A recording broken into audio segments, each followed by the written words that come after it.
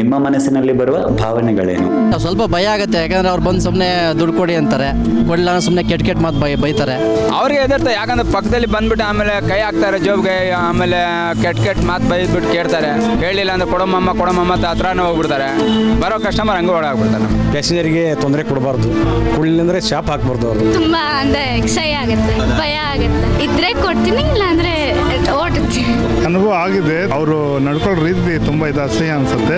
ನಾವು ಕೊಡ್ತೀವಲ್ಲ, ಅವ್ರು ಬಿಡೋದಿಲ್ಲ, ಡಿಮ್ಯಾಂಡ್ ಮಾಡ್ತಾರೆ. ಅದರಿಂದ ಒಂಥರ ಏನೋ ಇರಿಟೇಟ್ ಆದಂಗೆ ಆಗುತ್ತೆ ಜನಗಳಿಗೆ. ಅವ್ರಿಗೂ ಶಕ್ತಿ ಇದೆ, ದುಡಿಬೋದಲ್ಲ ಬೇರೆ ಕಡೆನೂ ಹೋಗಿ. ಮನ್ಸಲ್ಲಿ ಏನು ಬರುತ್ತೆ ಅಂದರೆ ಸದ್ಯಕ್ಕೆ ಇವರಿಂದ ಹೆಂಗಪ್ಪ ಬಚಾವಾಗ ನಾನು ಫೀಲ್ ಬರುತ್ತೆ ಅಷ್ಟೇ. ಗಿಲ್ಲೋದು, ಅದು ಇದು ಮಾಡೋದು, ಸಖತ್ ಹಿಂಸೆ ಕೊಡ್ತಾರೆ. ಅದು ಸಖತ್ ದೌರ್ಜನ್ಯ. ಅದು ಅವ್ರು ನಮಗೆ 5 ರೂಪಾಯಿನೇ ಬೇಕು, 10 ರೂಪಾಯಿನೇ ಬೇಕು, 50 ರೂಪಾಯಿನೇ ಬೇಕು ಅಂತೇಳಿ ಆಫರ್ ಮಾಡ್ತಾರೆ. ಅದು ತಪ್ಪು. ಒಂದೊಂದ್ಸರಿ ನಾವೇನಾದ್ರು ಗಾಡಿ ಮೇಲೆ ಹೋಗ್ತಾ ಇರ್ಬೇಕಾದ್ರೆ ಸಿಗ್ನಲ್ ಇದ್ರೆ ಬಂದು ಜೋಬಿಗೆ ಕೈ ಹಾಕ್ಬಿಡ್ತಾರೆ. ಅದೆಲ್ಲ ತುಂಬ ರಾಂಗು. ಕೆಲವರು ನಮ್ಮ ಜೊತೆ ಮಿಸ್ಬಿಹೇವ್ ಮಾಡ್ತಾರಲ್ಲ, ಸೊ ಎಲ್ಲರೂ ಅದೇ ಥರ ಅನ್ಕೊಂಡು ಸ್ವಲ್ಪ ಭಯ ಆಗುತ್ತೆ. ನನಗೆ ನೋಡಿದ ತಕ್ಷಣ ಭಯ ಆಗುತ್ತೆ. ಅವ್ರನ್ನ ನೋಡ್ತಾ ಇದ್ರೆ ಸಮ್ಟೈಮ್ಸ್ ಭಯ ಆಗುತ್ತೆ. ಅವ್ರು ಬಾಯಿ ಬಂದಾಗ ಓದ್ಬಿಡೋದು, ದುಡ್ಡು ಕೊಡಲಿಲ್ಲ ಶಾಪ್ ಹಾಕೋದು, ಏನವೆಲ್ಲ. ಪ್ಯಾಸೆಂಜರ್ ಕುಂತಿರ್ತಾರೆ, ಬಂದು ನೋಡ್ಬಿಟ್ಟು ಸೈಡ್ಗೆ ಹೋಗ್ಬಿಡ್ತಾರಲ್ಲ, ಗಾಡಿ ಕೆಳಗೆ ಹೇಳ್ಬಿಡ್ತಾರೆ. ಎಲ್ಲ ಕಡೆ ಬಂದು ನಮ್ಮನ್ನು ದುಡ್ಡು ಕೇಳ್ತಾರೆ. ಫಸ್ಟ್ ನಾವು ಎದುರ್ಕೊಂತೀವಿ, ಏನಪ್ಪ ಇವರು ಏನು ಕೇಳ್ದಿರ ಹಾಗೆ ಬಂದು ಮುಟ್ತಾರೆ, ಮೈಯೆಲ್ಲ ಮುಟ್ತಾರೆ. ಏನು ಅನಿಸ್ತದೆ ಅಂದರೆ ಕೊಡಬಾರ್ದು ಅನಿಸ್ತದೆ, ಆದರೆ ಕೊಡಲಿಲ್ಲ ಅಂದರೆ ಶಾಪ್ ಹಾಕ್ತಾರೆ. ಅಂದರೆ ಬರ್ತಾರೆ ಸರ್, ಬಂದ್ಬಿಟ್ಟು ಮೈಯೆಲ್ಲ ಒಂಥರ ಆಗ್ಬಿಡುತ್ತೆ ಸರ್, ಎಲ್ಲೆಲ್ಲ ಮುಟ್ಬಿಡ್ತಾರೆ ಸರ್. ಅದೇ ಒಂಥರ ಅದು ಒಂದು ಗುಂಪೆ ಶುರು ಆಗ್ಬಿಟ್ಟಿದೆ. ನಾನಾ ಥರ 4-5 ಜನ ಬಂದ್ಬಿಡೋದು, ಸಿಗ್ನಲ್ಗಳಲ್ಲಿ ಬಂದ್ಬಿಡೋದು, ಅಂಗಡಿಯಲ್ಲಿ ಬಂದ್ಬಿಡೋದು. ಅವ್ರು ಕೇಳಿಸ್ಕೊಳ್ಳೇಬೇಕು, ಕೊಳ್ಳಿಲ್ಲ ಅಂದರೆ ಬೈಯೋದು, ಬಟ್ಟೆ ಬಿಚ್ಚಿ ತೋರಿಸೋದು, ಸುಮ್ಮನೆ ಕೂತ್ಕೊಂಡು ಜನಕ್ಕೆ ಭಯ ಬಿಡಿಸ್ಬಿಟ್ಟು ಮೂಢನಂಬಿಕೆ ಮಾಡಿಬಿಟ್ಟು ಈ ಥರ ಇದು ಮಾಡಕ್ಕೆ ಹೋಗಬಾರ್ದು. ಯಾರ ಬಗ್ಗೆ ಹೀಗೆಲ್ಲ ಮಾತಾಡಿದ್ರು ಅಂತ ಗೊತ್ತಾ? ನಮ್ಮ ಸಮಾಜದಲ್ಲಿ ಈ ಥರ ಕೆಲವರನ್ನ ನಾವು ಬೈತೀವಿ, ತಪ್ಪಾಗಿ ಅವರನ್ನ ತಿಳ್ಕೊಳ್ತೀವಿ. ಇಂತಹ ಸಮಸ್ಯೆಗಳಿಗೆ ಪ್ರತಿನಿತ್ಯ ಒಳಗಾಗೋರು ಲೈಂಗಿಕ ಅಲ್ಪಸಂಖ್ಯಾತರು. ಹೌದು, ಇವರ ಸಮಸ್ಯೆಗಳು ಏನು? ನಾವು ಇವರು ನಮ್ಮ ಥರ ಮನುಷ್ಯರು ಅನ್ನೋದನ್ನ ಮೊದಲನೇದಾಗಿ ಯೋಚನೆನೇ ಮಾಡೋದಿಲ್ಲ. ನಮ್ಮ ಈ ಫ್ಯಾಮಿಲಿ ಡಾಕ್ಟರ್ ಶೋನಲ್ಲಿ ಲೈಂಗಿಕ ಅಲ್ಪಸಂಖ್ಯಾತರ ಬಗ್ಗೆ ಕೆಲವು ವಿಷಯಗಳನ್ನ ನಾವು ತಿಳ್ಕೋಬೇಕು, ಮಾತಾಡಬೇಕು. ಅದೇನಪ್ಪ ಅಂತಂದ್ರೆ ಅವರ ಮೆಡಿಕಲ್ ಪ್ರಾಬ್ಲಮ್ಸ್ ಏನು. ಕನ್ನಡದ ಕಿರುತೆರೆಯಲ್ಲಿ ಮೊಟ್ಟ ಮೊದಲ ಬಾರಿ ಈ ಸಂಚಿಕೆಯಲ್ಲಿ ನಾವಿಷ್ಟು ಮುಕ್ತವಾಗಿ ಮಾತಾಡ್ತಾ ಇದ್ದೀವಿ. Welcome to family doctor. ಯಾರ ಮೇಲೆ ನಿಮಗೆ ಅತಿಯಾದ ಪ್ರೀತಿ ಇದೆ ಅಂತ? ತುಂಬ ಪ್ರೀತಿ ಮಾಡೋದು ನನ್ನ ಬಾಯ್ ಫ್ರೆಂಡ್ನ. ಪ್ರತಿದಿನ ಹೆಚ್ಚು ಮಾತಾಡ್ತೀನಿ ಫೋನಲ್ಲಿ. ಕವಿತೆ ಬರುತ್ತಾ? ಅಪ್ಪಿಕೋ ಬಾ ನನ್ನ ದೇಹದೊಳಗೆ ಒಂದಾಗಿ, ಬಡಿದೆಬ್ಬಿಸು ಬಾ ನನ್ನ ನಿದ್ರೆಯಲ್ಲಿ ನಿನ್ನ ನೆನಪಿಸಲು. ನಮ್ಮ ಸಮುದಾಯದವ್ರ ಬಗ್ಗೆ ಹೇಳಬೇಕು ಅಂತ ಅಂದರೆ ಒಟ್ಟಾರೆ ಯಾರಿಗೂ ಮನೆಯೇ ಸಿಗೋದಿಲ್ಲ, ಇದು ಸತ್ಯ. ಚಿಕ್ಕ ಮಕ್ಕಳನ್ನ ನೋಡಿದಾಗ ನಾನು ಯಾಕೆ ತಾಯಿ ಆಗಲಿಲ್ಲ ಅಂತ ಅನಿಸುತ್ತೆ. ಆ ತಾಯಿ ಸುಖ ಹೇಗಿದೆ ಅಂತ ಅನುಭವಿಸ್ಬೇಕು ಅಂತ ಆಸೆ ಆಗುತ್ತೆ. ನಮಗೆ ಒಂದು ಗ್ಲಾಸ್ ನೀರು ಕೊಡೋಕ್ಕೂ ಯಾರು ಇರಲ್ಲ, ಅದಕ್ಕೆ ನನಗೆ ಮಗು ಬೇಕು. ಇವತ್ತಿನ ಈ ಸಂಚಿಕೆಗೆ ಲೈಂಗಿಕ ಅಲ್ಪಸಂಖ್ಯಾತರು ಬಂದಿದ್ದಾರೆ. ಅವರನ್ನ ಮೊದಲು ಕಾರ್ಯಕ್ರಮಕ್ಕೆ ಸ್ವಾಗತಿಸೋಣ. ನಿಮ್ಗೆಲ್ಲರಿಗೂ ಕಾರ್ಯಕ್ರಮಕ್ಕೆ ಸ್ವಾಗತ. ಹಾಗೆಯೇ ಇವ್ರಿಗಿರುವಂತಹ ಸಮಸ್ಯೆಗಳನ್ನು ಅರ್ಥ ಮಾಡಿಕೊಂಡು ಅದಕ್ಕೇನು ಪರಿಹಾರ ಕೊಡ್ಬೋದು ಅಂತ ಹೇಳೋದಕ್ಕೆ ನಮ್ಮ ಎಕ್ಸ್ಪರ್ಟ್ ಡಾಕ್ಟರ್ಸ್ ಕೂಡ ಬಂದಿದ್ದಾರೆ. ಅವರನ್ನು ನಾವು ಕಾರ್ಯಕ್ರಮಕ್ಕೆ ಸ್ವಾಗತಿಸೋಣ. ಮೊದಲನೇದಾಗಿ ಡಾಕ್ಟರ್ ಶ್ರೀ ಹರ್ಷ, ಇವರು ಜೆನೈಟಲ್ ರೀಕನ್ಸ್ಟ್ರಕ್ಟಿವ್ ಸರ್ಜನ್ ಮತ್ತು urologist. Welcome to the show. Doctor Padmini Prasad, gynaecologist ಮತ್ತು sexual health consultant. Welcome to the show. Doctor Satish, diabetologist ಮತ್ತು ಸೆಕ್ಸಾಲಜಿಸ್ಟ್. ನಿಮಗೂ ಕಾರ್ಯಕ್ರಮಕ್ಕೆ ಸ್ವಾಗತ. Doctor Divya Ganesh, psychiatrist. ಕಾರ್ಯಕ್ರಮಕ್ಕೆ ನಿಮಗೆ ಸ್ವಾಗತ. ಮತ್ತು doctor Praveen, paediatric and adult endocrinologist. ನಿಮಗೂ ಕೂಡ ಕಾರ್ಯಕ್ರಮಕ್ಕೆ ಸ್ವಾಗತ. ಸಮಾಜದಲ್ಲಿ ನೀವು ಯಾವ ತರಹದ ಪರಿಸ್ಥಿತಿಗಳಲ್ಲಿ ಬದುಕ್ತಿದ್ದೀರಾ ಅಂತ ತಿಳ್ಕೋಬೇಕು ಅಂತ ನಂಗೆ ಅನಿಸ್ತಾ ಇದೆ. ಸೊ ನನ್ನ ಮೊಟ್ಟ ಮೊದಲನೇ ಪ್ರಶ್ನೆ ನಿಮಗೆ, ನೀವು ವಾಸ ಮಾಡುವಂತಹ ಸ್ಥಳ ಹೇಗಿದೆ? ಎಲ್ಲಿದ್ದೀರಾ ನೀವೆಲ್ಲ? ಎಲ್ಲಿ ಉಳ್ಕೋತೀರಾ? ನಾವು ಹೆಚ್ಚಾಗಿ ವಾಸ ಮಾಡುವಂಥದ್ದು ಬೆಂಗಳೂರಿಂದ ಸ್ವಲ್ಪ, ಟೌನಿಂದ ಸ್ವಲ್ಪ ದೂರ ಇರುವಂಥ ಪ್ರದೇಶಗಳು, ಹಾಗೆಯೇ ಡೆವಲಪ್ ಆಗದೇ ಇರುವಂಥ ಪ್ರದೇಶಗಳು. ಈ ಪ್ರದೇಶಗಳಲ್ಲಿ ನಾವು ಹೆಚ್ಚಾಗಿ ವಾಸ ಮಾಡ್ತೀವಿ. ಗುಂಪು ಗುಂಪಾಗಿ ವಾಸ ಮಾಡ್ತೀವಿ ನಾವು. ನಮ್ಮ ಸಮುದಾಯದವ್ರ ಬಗ್ಗೆ ಹೇಳಬೇಕು ಅಂತ ಅಂದರೆ ಒಟ್ಟಾರೆ ಯಾರಿಗೂ ಮನೆಯೇ ಸಿಗೋದಿಲ್ಲ, ಇದು ಸತ್ಯ, ಇದು ವಾಸ್ತವ ಸ್ಥಿತಿ. ಆದರೆ ವಾಸ ಮಾಡ್ತಾರೆ ಎಂಥ ಏರಿಯಾಗಳಲ್ಲಿ ಅಂತ ಅಂದರೆ ತುಂಬ ಅನ್ಡೆವಲಪ್ಮೆಂಟ್ ಏರಿಯಾಗಳಲ್ಲಿ ಒಂದು ರೀತಿ ಸ್ಲಮ್ ಥರ ಇರುತ್ತೆ, ಯಾವುದೇ ರೀತಿಯಾದಂಥ ಒಂದು ವ್ಯವಸ್ಥೆಗಳಿರೋದಿಲ್ಲ. ಈವನ್ ಮನೆ ಅಗ್ರಿಮೆಂಟ್ ಕೂಡ ಮಾಡ್ಕೊಡೋಕ್ಕಾಗೋದಿಲ್ಲ. ಸೊ ಅಲ್ಲಿ ಒಳಚರಂಡಿ ವ್ಯವಸ್ಥೆ ಇರಲ್ಲ, ಟಾಯ್ಲೆಟ್ ವ್ಯವಸ್ಥೆ ಇರೋದಿಲ್ಲ, ನಡೆದಾಡೋಕ್ಕೆ ರೋಡ್ ಸರಿ ಇರೋದಿಲ್ಲ, ಮಳೆ ಬಂದರೆ ತುಂಬ ನೀರು ತುಂಬಿಕೊಳ್ಳುತ್ತೆ. ಸೊ ಇಂಥ ಏರಿಯಾಗಳಲ್ಲೇ ಹೆಚ್ಚಾಗಿ ನಮ್ಮ ಜನ ವಾಸ ಮಾಡ್ತಾ ಇರೋದು. ಕಾಮನ್ ಪೀಪಲ್ಸ್ ವಾಸ ಮಾಡೋ ಕಡೆ ನಾವು ವಾಸ ಮಾಡೋಕ್ಕಾಗೋದಿಲ್ಲ. ಅಂತ ಕಡೆ ನಮಗೆ ಮನೆಗಳು ಕೊಡೋದಿಲ್ಲ. ಕೊಟ್ಟರು ನಾವು ಅಂತ ಗೊತ್ತಾದ್ಮೇಲೆ ಇಮಿಡಿಯೇಟಾಗಿ ಖಾಲಿ ಮಾಡಿ ಅಂತ ಹೇಳ್ತಾರೆ. ಒಂದೊಮ್ಮೆ ಈ ಥರ ನೀವು ಹೋಗಿ ಕೇಳಿದ್ರೆ ಮನೆ ಬೇಕು ಅಂತ ನಿಮ್ಮನ್ನ ಎಷ್ಟು ಅಲ್ದಾಡಿಸ್ತಾರೆ, ಅಥವಾ ಔಟ್ರೈಟ್ ಆಗಿ ನಿಮ್ಮನ್ನ ರಿಜೆಕ್ಟ್ ಮಾಡ್ತಾರೆ? ಮನೆಗೆ ಹೋಗ್ತೀವಿ, ಯಾರಾದ್ರೂ ಪೇರೆಂಟ್ಸ್ ಇವಾಗ ಅವ್ರ ಗಂಡ ಇರ್ತಾರೆ ಅನ್ಕೊಳ್ಳಿ, ಅವನು ಕೊಡ್ತೀನಿ ಅಂತ ಹೇಳಿರ್ತಾನೆ. ಆಮೇಲೆ ಬೇರೆ ಯಾರಾದ್ರೂ ಬಂದು ಅವ್ರಿಗೇನಿಗೆ ಕೊಡ್ತೀಯಾ, ಅವ್ರಿಗೆಲ್ಲ ಕೊಡಬಾರ್ದು ಅಂತ ಹೇಳಿದಾಗ ಕೊಡ್ತೀನಿ ಅನ್ನೋರು ಚೇಂಜ್ ಆಗಿ ನಿಮಗೆ ನಾವು ಕೊಡೋದಿಲ್ಲ ಅಂತ ಹೇಳ್ತಾರೆ. ಸೌಂದರ್ಯದ ಬಗ್ಗೆ ಬಹಳಷ್ಟು ಕಾಳಜಿ ಇರುತ್ತೆ, ಏನೋ ಒಂದು ಸೌಂದರ್ಯ ಪ್ರಜ್ಞೆ ಇರುತ್ತೆ, ಅದೆಲ್ಲರಲ್ಲೂ ಇದೆ ಅಂತ ನಾನು ಅನ್ಕೊಳ್ತೀನಿ. ಅದು ಯಾಕೆ ಅಷ್ಟೊಂದು ಕಾಳಜಿ ಅಂತ? ಅದೇ ಯಾಕೆ ಅಂದರೆ ನಾವು ಗಂಡಾಗಿ ಹುಟ್ಟಿ ಹೆಣ್ಣಾಗಿ ಬಂದ ನಮ್ಮ ಹಾವ ಭಾವನೆಗಳನ್ನೆಲ್ಲ ನಮ್ಮತನನ ಗುರುತಿಸ್ಕೊಂಡು ನಾವು ಹೆಣ್ಣು ಅಂದ್ಬಿಟ್ಟು ನಮ್ಮ ಸೌಂದರ್ಯ ಆ ಒಂದು ತನಕ್ಕೆ ನಾವು ತುಂಬ ಹೆಚ್ಚಾಗಿ ನಾವು ಗೌರವ ಕೊಡ್ತೀವಿ. ಫಸ್ಟ್ ಆಫ್ ಆಲ್ ನಾವು ಟ್ರಾನ್ಸ್ಜೆಂಡರ್ಸು, ನಮ್ಮನ್ನು ಆಕ್ಸೆಪ್ಟೆನ್ಸ್ ಮಾಡಲ್ಲ, ನಮ್ಮನ್ನು ಈ ಸೊಸೈಟಿಯಿಂದ ಎಕ್ಸ್ಕ್ಲೂಡ್ ಮಾಡಿರ್ತಾರೆ. ಸೊ ಎಲ್ಲಿ ನಮಗೆ ಒಂದು ಅಟ್ಲೀಸ್ಟ್ ನಮ್ಮ ಬ್ಯೂಟಿನ ನಾವು ಡೆಕೋರೇಟ್ ಮಾಡಿಕೊಂಡ್ರೆ, ಉದ್ದ ಕೂದಲು ಮಾಡಿಕೊಂಡು ಫುಲ್ ಶೈನಿ ಮಾಡಿಕೊಂಡು ಹುಡುಗಿ ಥರ ನಾವು ಸ್ಮೂತಾಗಿ ವಾಯ್ಸ್ ಫೆಮಿನೈನ್ ಮಾಡಿಕೊಂಡು ಫುಲ್ ಸ್ಟ್ರಕ್ಚರ್ ಚೇಂಜ್ ಮಾಡಿಕೊಂಡು ಬ್ರೆಸ್ಟ್ ಇಂಪ್ಲಾಂಟ್ ಮಾಡಿಕೊಂಡು ವಜನ ಇಂಪ್ಲಾಂಟ್ ಮಾಡಿಕೊಂಡು ಈ ಥರ ಎಲ್ಲ ಮಾಡಿಕೊಂಡ್ರೆ ಎಲ್ಲಿ ಈ ಸೊಸೈಟಿಯಲ್ಲಿ ನಮ್ಮನ್ನು ಅಕ್ಸೆಪ್ಟ್ ಮಾಡ್ತಾರೆ ಅನ್ನೋ ಒಂದು ಸಣ್ಣ ಆಸೆಯಿಂದನೇ ನಾವು ಈ ಒಂದು ಡೆಕೋರೇಷನ್ ಮಾಡ್ಕೊತೀವಿ ಅಷ್ಟೇ ವಿನಃ. ನಾವು ಹುಟ್ಟೋ ಟೈಮಲ್ಲಿ ಒಂದು ಗಂಡಾಗಿ ಹುಟ್ಟಿರ್ಬೋದು, ಜೆಂಟ್ಸ್ ಇರ್ಬೋದು, ಆದರೆ ನಮ್ಮ ಭಾವನೆಗೆ ನಾವು ಫಸ್ಟ್ ರೆಸ್ಪೆಕ್ಟ್ ಕೊಡ್ತೀವಿ. ಸೊ ಆ ಭಾವನೆ ಮೇಲೆ ನಾವು ಪ್ರಪಂಚಕ್ಕೆ ನಾನು ಹೆಣ್ಣಾಗಿ ತೋರಿಸ್ಕೊಳ್ಬೇಕಂತ ಕುತೂಹಲ ಜಾಸ್ತಿ ಇರುತ್ತೆ. ಸೊ ಆಗ ನನ್ನ ಮೇಲಿನ ದೇಹ ಯಾವಾಗ ಹೋಗುತ್ತೆ ಅನ್ನೋದು ಅದ್ರ ಮೇಲೆ ಮೈಂಡ್ ಇಟ್ಟಿರ್ತೀವಿ. ಮತ್ತು ನನ್ನ ಫೇಸಲ್ಲಿ ಒಂದು ಮಹಿಳೆ ಫೇಸ್ ಆಗಿ ಗುರ್ತಿಸ್ಕೊಳ್ಬೇಕು. ದಿನನಿತ್ಯ ನಮ್ಮೊಳಗಡೆ ನಾವು ಹೋರಾಟಗಳನ್ನ ಮಾಡ್ತಾ ಇರ್ತೀವಿ. ಒಂದು ಮಹಿಳೆಯಾಗಿ ನಾವು ನೋಡಬೇಕು, ಯಾರನ್ನ ನಮ್ಮನ್ನು ನೋಡಿದ ಕೂಡಲೇ ಇವರೊಂದು ಮಂಗಳಮುಖಿ ಅಲ್ಲ, ಇವರೊಂದು ಮಹಿಳೆ ಅನ್ನೋ ಮಟ್ಟಿಗೆ ನಮಗೆ ನಾವೇ ಚೇಂಜ್ ಆಗ್ತೀವಿ. ಯಾರಾದರೂ ನಿಮ್ಮನ್ನು ನೋಡಿದಾಗ ತುಂಬ ಚೆನ್ನಾಗಿದ್ದೀರಾ, ಸೂಪರ್, ಬಂದು ಹುಡುಗಿ ಅಲ್ಲ ಅಂತ ಹೇಳೋಕ್ಕೆ ಸಾಧ್ಯ ಇಲ್ಲ, you look like a beautiful girl ಅಂದಾಗ ಎಷ್ಟು ಖುಷಿ ಆಗುತ್ತೆ, ಏನು ಅನಿಸುತ್ತೆ? ಆ ಟೈಮಲ್ಲಿ ಹೇಳುವಾಗ ನಾನು ಸಂಪೂರ್ಣವಾಗಿ ಒಂದು ಮಹಿಳೆ ಆಗ್ಬಿಟ್ನಾ, ನನ್ನ ಜನ್ಮ ಸಾರ್ಥಕ ಆಯಿತು ಅನ್ನೋ ಮಟ್ಟಿಗೆ ಒಳಗಡೆ ನನಗೆ ಸಂತೋಷ ಆಗುತ್ತೆ. ಎಸ್, ಪ್ರತಿದಿನ ನನ್ನ ಫೇಸಲ್ಲಿ ಕೆಲವೊಂದು ಕೂದಲು ನನ್ನ ಜೆಂಡರ್ ಐಡೆಂಟಿಟಿನ ತೋರಿಸ್ತಾ ಇತ್ತು. ಎಲ್ಲೋ ಅದು ನನ್ನನ್ನು ಆ ಮಿರರ್ ಮುಂದೆ ಕೆಲವೊಂದು ಕಡೆ ಕೂಗಿ ಹೇಳ್ತಾ ಇತ್ತು, ನನ್ನನ್ನು ಕುಗ್ತಾ ಇತ್ತು, ಹಿಂಸೆ ಮಾಡ್ತಾ ಇತ್ತು. ನೀನು ಏನೇ ಆದ್ರೂ ಕೂಡ ಇಲ್ಲಿದೆ ನೋಡು ನಿಂದು ಅಂತ. ಸೊ ನನಗೇನಿಸ್ತು, ನನ್ನ ಮುಖದಲ್ಲಿ ಒಂದು ಇರಬಾರ್ದು, ಆ ಜೆಂಡರ್ ಐಡೆಂಟಿಟಿ ಅನ್ನೋದು ಏನಿರಬಾರ್ದು. ಸೊ ಲೇಸರ್ ಟ್ರೀಟ್ಮೆಂಟ್ 1 by 1 ಅದನ್ನೆಲ್ಲ ಮಾಡಿದೆ. ಯಾವ ಕ್ಷಣದಲ್ಲಿ ಅಥವಾ ಯಾವ ಪ್ರಾಸೆಸ್ಸಲ್ಲಿ ಹೇಗೆ ನಾನು ಬದಲಾಗ್ತಾ ಇದ್ದೀನಿ ಅನ್ನೋದು ನಿಮಗೆ ಗೊತ್ತಾಯಿತು, ಅಥವಾ ನಾನು ಬದಲಾಗಿದ್ದೀನಿ ಯಾವಾಗ ಗೊತ್ತಾಯಿತು? ಪ್ರೈಮರಿಯಿಂದ ಒಂದು ಹೈಸ್ಕೂಲ್ ಬರೋ ಲೆವೆಲಲ್ಲಿ ನಮ್ಮ ದೇಹದಲ್ಲಿ ಯಾವ ರೀತಿ ಬದಲಾವಣೆಗಳಾಗುತ್ತೆ ಅಂದರೆ ಹೋಗ್ತಾ ನಮ್ಮ ಫೀಲಿಂಗ್ಸು, ನಮ್ಮ ಭಾವನೆಗಳೆಲ್ಲ ಒಂದು ಹೆಣ್ಣಿನ ರೀತಿ ಆಗುತ್ತೆ. ಈಗ ನಾವು ಕನ್ನಡಿ ಮುಂದೆ ನಿಂತ್ಕೊಂಡು ಮೇಕಪ್ ಮಾಡೋದಾಗಿರ್ಬೋದು, ನಾವು ಡ್ರೆಸ್ ಮಾಡ್ಕೊಳ್ಳೋವಂಥದ್ದಾಗಿರ್ಬೋದು, ಒಬ್ಬರನ್ನ ನೋಡಿ ಯಾಕೆ ನಾವು ಅವ್ರ ಥರ ಇರಬಾರ್ದು, ನಾವು ಅವ್ರ ಥರ ಹೇರ್ಸ್ ಬೆಳೆಸ್ಬಾರ್ದು, ಭಾವನೆಗಳ ಮಟ್ಟದಲ್ಲಿ ಬದಲಾವಣೆ ಬರುತ್ತೆ. ಆ ಥರ ಭಾವನೆಗಳಲ್ಲಿ ಬದಲಾದಂಥ ಸಂದರ್ಭದಲ್ಲಿ ನಮ್ಮ ಬಾಡಿನ ನಾವು ಅದೇ ರೀತಿ ಮಾಡ್ಕೊಳ್ಳೋದಕ್ಕೆ ಟ್ರೈ ಮಾಡ್ತೀರಾ? ಓಕೆ. ನನಗೆ ಗೊತ್ತಿಲ್ಲದಿರೋ ಏಜಲ್ಲೂ ಕೂಡ ನಾನು ಪ್ಯಾಂಟ್ ಶರ್ಟೇ ಹಾಕ್ತಿತ್ತು. ಸೊ ನನಗೆ ಫಿಮೇಲ್ ಡ್ರೆಸ್ ಕಂಪ್ಲೀಟಾಗಿ ಇಷ್ಟನೇ ಇಲ್ಲ. ಸೊ ಅದು ಬೆಳೀತಾ ನಾನು ಆ ಡ್ರೆಸ್ ಮೇಲೇ ತುಂಬ ಇಷ್ಟ ಆಗ್ತಿತ್ತು. ಆವಾಗ ನಾನು ಏನು ಮಾಡೋದು, ನಾನು ಈ ಬಾಡಿ ಇದೆ, ನನಗೆ ಯಾವ ಥರ ಡ್ರೆಸ್ ಹಾಕಬೇಕು, ಇವ್ರೇನಕ್ಕೆ ಈ ಥರ ಡ್ರೆಸ್ ಹಾಕ್ಸ್ತಾರೆ ನನಗೆ. ಸೊ ಸ್ಕೂಲ್ಗೆ ಹೋಗೋ ಕೂಡ ಲಂಗನೋ ಇದು ಹಾಕ್ಕೊಂಡು ಹೋಗ್ಬೇಕಿತ್ತು. ನಾನು 7ನೇ ಕ್ಲಾಸ್ ಓದೋ ಟೈಮಲ್ಲಿ ನಾನು ಫುಲ್ಲು ಚೇಂಜ್ ಆಗಿಬಿಟ್ಟಿದ್ದೆ. ಆಮೇಲೆ ಒಂದು 3 ಇಯರ್ಸ್ ಊರಲ್ಲಿದ್ದೆ ಅಷ್ಟೇ. ಆಮೇಲೆ 14 ಇಯರ್ಸ್ ನಾನು ಬಾಂಬೆಗೆ ಸೆಟ್ಲ್ ಆಗಿಬಿಟ್ಟು ನಾವು ಇದರಲ್ಲಿ ಕನ್ವಿಟ್ ಆಗಿಬಿಟ್ಟೆ.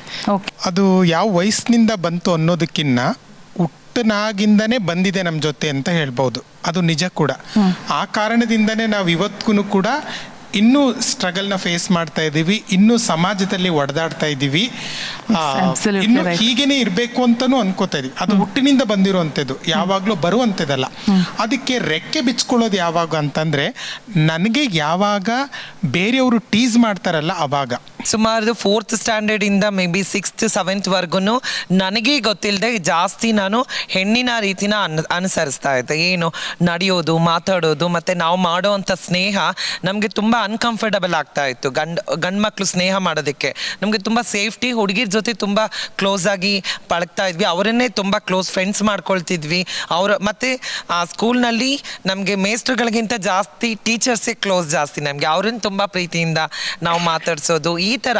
ಆದರೆ ನಮಗೆ ಗೊತ್ತಿಲ್ಲ ಆ ಏಜ್ನಲ್ಲಿ ನಾವು ಯಾಕೆ ಹೀಗೆ ಮಾಡ್ತಿದ್ದೀವಿ ಅಂತ. 4th ಏಜಲ್ಲೇ ನನಗೆ ಗೊತ್ತಾಗ್ತಾ ಇತ್ತು. ಲೈಕ್ ನಾನು ಯಾಕಂದರೆ ನನ್ನ ಸುತ್ತಮುತ್ತ ಹೆಣ್ಮಕ್ಳೇ ಜಾಸ್ತಿ ಇದ್ದಾರೆ, ನಮ್ಮ ಸಿಬ್ಲಿಂಗ್ಸು ಮತ್ತು ನಮ್ಮ ಅಂಕಲ್ ಡಾಟರ್ಸ್ ಎಲ್ಲ ಅವರ ಜೊತೆನೇ ಇದ್ದು ನನಗೆ ಗೊತ್ತಾಗ್ತಾ ಇತ್ತು. ಯಾಕಂದರೆ ನನಗೆ ಆ ಭಾವನೆ, ಬಟ್ ಎಲ್ಲೋ ಒಂದು ಕಡೆ ನಮ್ಮ ಪೇರೆಂಟ್ಸ್ ನನ್ನ ಪ್ರೆಷರ್ ಮಾಡ್ತಾಯಿದ್ರು, ನೀನು ಹಿಂಗೇನೆ, ನೀನು ಹಿಂಗಿರಬೇಕು. ಸೊ ಎಲ್ಲೋ ಒಂದು ಕಡೆ ನಾನು ಅದನ್ನು ಹೈಡ್ ಮಾಡಿಕೊಂಡೆ ನಾನು ಟ್ರಾವೆಲ್ ಮಾಡಿದೆ. ಎಲ್ಲಿ ನನಗೆ ಮೆಚ್ಯೂರ್ ಅನ್ನೋದು ಒಂದು ನನಗೆ ಯೋಚನೆ ಬಂತು, ಸೊ ಅಲ್ಲಿಗೆ ನಾನು ಅದನ್ನು ಎಕ್ಸ್ಪ್ಲೋರ್ ಮಾಡಿದ್ರಿ. ಎಸ್, ನಾನು 12 ವಯಸ್ಸಲ್ಲಿ ನಾನು ಈ ಥರ ಆದಾಗ ಎಷ್ಟೋ ಮನೇಲಿ ಟಾರ್ಚರ್ಗಳು, ನನ್ನ ಭಾವನೆಗೆ ಅವರು ಮೆಚ್ಕೊಳ್ಳಲಿಲ್ಲ, ನನ್ನ ಭಾವನೆಗೆ ಅವರು ಸ್ಪಂದಿಸ್ತಾ ಇಲ್ಲ ಅಂತ ನನಗೆ ತಿಳಿದಾಗ ಈ ಸಮಾಜದಲ್ಲಿ ನಮ್ಮ ಅಮ್ಮನೂ ಬೇಡ, ಅಣ್ಣನೂ ಬೇಡ, ಯಾರೂ ಬೇಡ ಪ್ರಪಂಚದಲ್ಲಿ, ನಾನು ಸಪ್ರೇಟಾಗಿ ಹೋಗಿ ನನ್ನ ಭಾವನೆ ಹೆಂಗಿದೆ ಹಂಗೆ ಬದುಕೋಣ ಅಂದ್ಬಿಟ್ಟು ಮನೆ ಬಿಟ್ಟು ನಾನೇ ಹೊರಗಡೆ ಹೊರಟೋಗ್ಬಿಟ್ಟೆ. ಓಕೆ, ಡಾಕ್ಟರ್ಸ್ ಪ್ರಶ್ನೋತ್ತರ ಮಾಡೋಣ. ಮೊದಲನೇ ಡಾಕ್ಟರ್ ನಿಮ್ಮ ಹತ್ರ ಬರ್ತಾ ಇದ್ದೀನಿ. ನಿಜವಾಗ್ಲೂ ಅವ್ರಿಗೆ ಯಾವ ವಯಸ್ಸಿನಲ್ಲಿ ಈ ಬದಲಾಗ್ತಾ ಇದ್ದೀವಿ ಅನ್ನೋದು ಗೊತ್ತಾಗುತ್ತೆ? ಜನ ಹೇಳಿದರು 4 ವಯಸ್ಸಿನಲ್ಲೇ ಗೊತ್ತಾ. ಇದು 4 ವಯಸ್ಸಿನಲ್ಲಿ ಅಂದರೆ ಆ ವಯಸ್ಸಿನಲ್ಲಿ ಏನೋ ಮಕ್ಕಳು ಬೇರೆ ಡ್ರೆಸ್ ಹಾಕ್ಕೊಳ್ತಾರೆ, ಗಂಡು ಮಕ್ಳಿಗೆ ಹುಡುಗಿ ಡ್ರೆಸ್ಸು, ಹುಡುಗಿ ಇದ್ರದ್ದು ಅದನ್ನೇ ಖುಷಿ ಪಡೋದು, ತಂದೆ ಆ ರೀತಿ ಏನೋ ಥರ ಅಂದ್ಕೊಳ್ತಾರೆ. ಆದರೆ ನಿಜವಾಗಿ ಗುರುತಿಸೋ ಅಂಥವ್ರು ಈ ಥರ ಭಾವನೆ ಇರೋದು. ಈಗ ಪುರುಷ ದೇಹದಲ್ಲಿ ಬಂದಿಯಾದ ಸ್ತ್ರೀ ಇರ್ಬೋದು, ಅಥವಾ ಸ್ತ್ರೀ ದೇಹದಲ್ಲಿ ಬಂದಿಯಾದ ಪುರುಷ ಇರ್ಬೋದು. ಹೊರ ಪ್ರಪಂಚಕ್ಕೆ ಆ ಲಿಂಗ ನಿರ್ಧಾರ ಏನಾಗಿರುತ್ತೆ, ಸ್ತ್ರೀ ಅಥವಾ ಪುರುಷ ಅಂತ, ಅದಕ್ಕೆ ವಿರುದ್ಧವಾಗಿ ಅವರ ಭಾವನೆಗಳಿರುತ್ತೆ. ಸೊ ನೀವು ಹೇಳ್ತಿರೋದು 4ನೇ ವಯಸ್ಸಲ್ಲೂ ಅದು ಆರಂಭ ಆಗಿರುತ್ತೆ. S doctor. ಮೈಲ್ ಸ್ಟೋನ್ಸ್ ಅಂತ ಹೇಳ್ತೇವೆ. ಹುಟ್ಟಿದಾಗ ನಾವು ಒಂದು ಸೆಕ್ಸ್ ಅಸೈನ್ ಮಾಡ್ತೇವೆ, ಒಂದು ಗಂಡು ಅಥವಾ ಹೆಣ್ಣು ಅಂತ. ಬಟ್ ಯಾವಾಗ ಜೆಂಡರ್ ಐಡೆಂಟಿಟಿ ಅಂತ ಒಂದು ಡೆವಲಪ್ ಆಗುತ್ತೆ, ಅಂದರೆ ನಮ್ಮಲ್ಲೂ ಕೂಡ ನೀವೇ ಇರ್ಬೋದು, ನೀವು ಹೆಣ್ಣು ಅಂತ ಅರ್ಥೈಸಿಕೊಳ್ಳೋದು ನೀವು 3 ವರ್ಷದ ಏಜಲ್ಲಿ.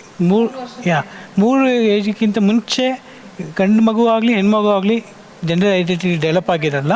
3 ವರ್ಷದ ನಂತರ ಇದೊಂದು ಐಡೆಂಟಿಟಿ ಬರುತ್ತೆ. ಈಗ ಹೆಣ್ಣು ಮಗುಗೆ ಹೆಣ್ಣು ಅಂತ ನನಗೆ ಏನು ಸೊಸೈಟಿಯಲ್ಲಿ ಏನು ಸ್ಟೀರಿಯೋಟಿಪಿಕಲ್ ಇರುತ್ತೆ, ಆ ರೀತಿ ಬರೋದು 3ನೇ ಏಜಿಗೆ ಅದು ಕನ್ಫರ್ಮ್ ಆಗುತ್ತೆ. ಇದರಲ್ಲಿ ಟ್ರಾನ್ಸ್ಜೆಂಡರ್ಸ್ಲಿ ಏನಾಗುತ್ತೆ ಅಂದರೆ ಆ ಏಜಲ್ಲಿ ಅವರ ಅಸೈನ್ ಆಗಿರೋ ಸೆಕ್ಸ್ ಬೇರೆ ಇರುತ್ತೆ, ಮೇಲ್ ಅಂತ ಇರುತ್ತೆ, ಗಂಡು ಮಗ ಅಂತ. ಅದು ಅವರು ಅರ್ಥೈಸಿಕೊಳ್ಳೋದು 3ನೇ ವರ್ಷದಿಂದ ಶುರು ಆಗುತ್ತೆ. ನಾವು ಹೆಣ್ಣಲ್ಲ, ನಾನು ಗಂಡು ಅಂತ. ಯಾವ ವಯಸ್ಸಿನಲ್ಲಿ ಬದಲಾವಣೆಗಳು ಆಗುತ್ತೆ? ಸೊ ಎಲ್ಲರೂ ಹೇಳ್ದಂಗೆ though physically sex, so if you call it a sex is only the physical appearance. So genital organs ಎಲ್ಲನೂ ಹೇಗೆ ಹುಟ್ಟಿರುತ್ತೋ ಹಾಗಿರುತ್ತೆ. ಬಟ್ ಜೆಂಡರ್ ಅನ್ನೋದು ಮಾನಸಿಕವಾದದ್ದು. ಸೊ ನಾವು ನಮ್ಮನ್ನು ಏನಂತ ಅನ್ಕೋತೀವಿ, ನಾವು ಫಿಮೇಲ್ ಅನ್ಕೋತೀನ, ನಾನು ಮೇಲ್ ಅನ್ಕೋತೀನ ಅಂತ, ಅದು ಡಾಕ್ಟ್ರೇ ಹೇಳ್ದಂಗೆ ಅಬೌಟ್ 3 ಇಯರ್ಸಲ್ಲಿ ಆ ಡಿಫ್ರೆನ್ಸಿಯೇಷನ್ ಬರುತ್ತೆ. ನನಗೆ ಫ್ರಾಕ್ ಹಾಕೋಬೇಕು, ಪ್ಯಾಂಟ್ ಹಾಕ್ಕೋಬೇಕು ಅಂತಂದರು, ಅದು ಅಬೌಟ್ 3-4 ಇಯರ್ಸಲ್ಲಿ ಬರುತ್ತೆ.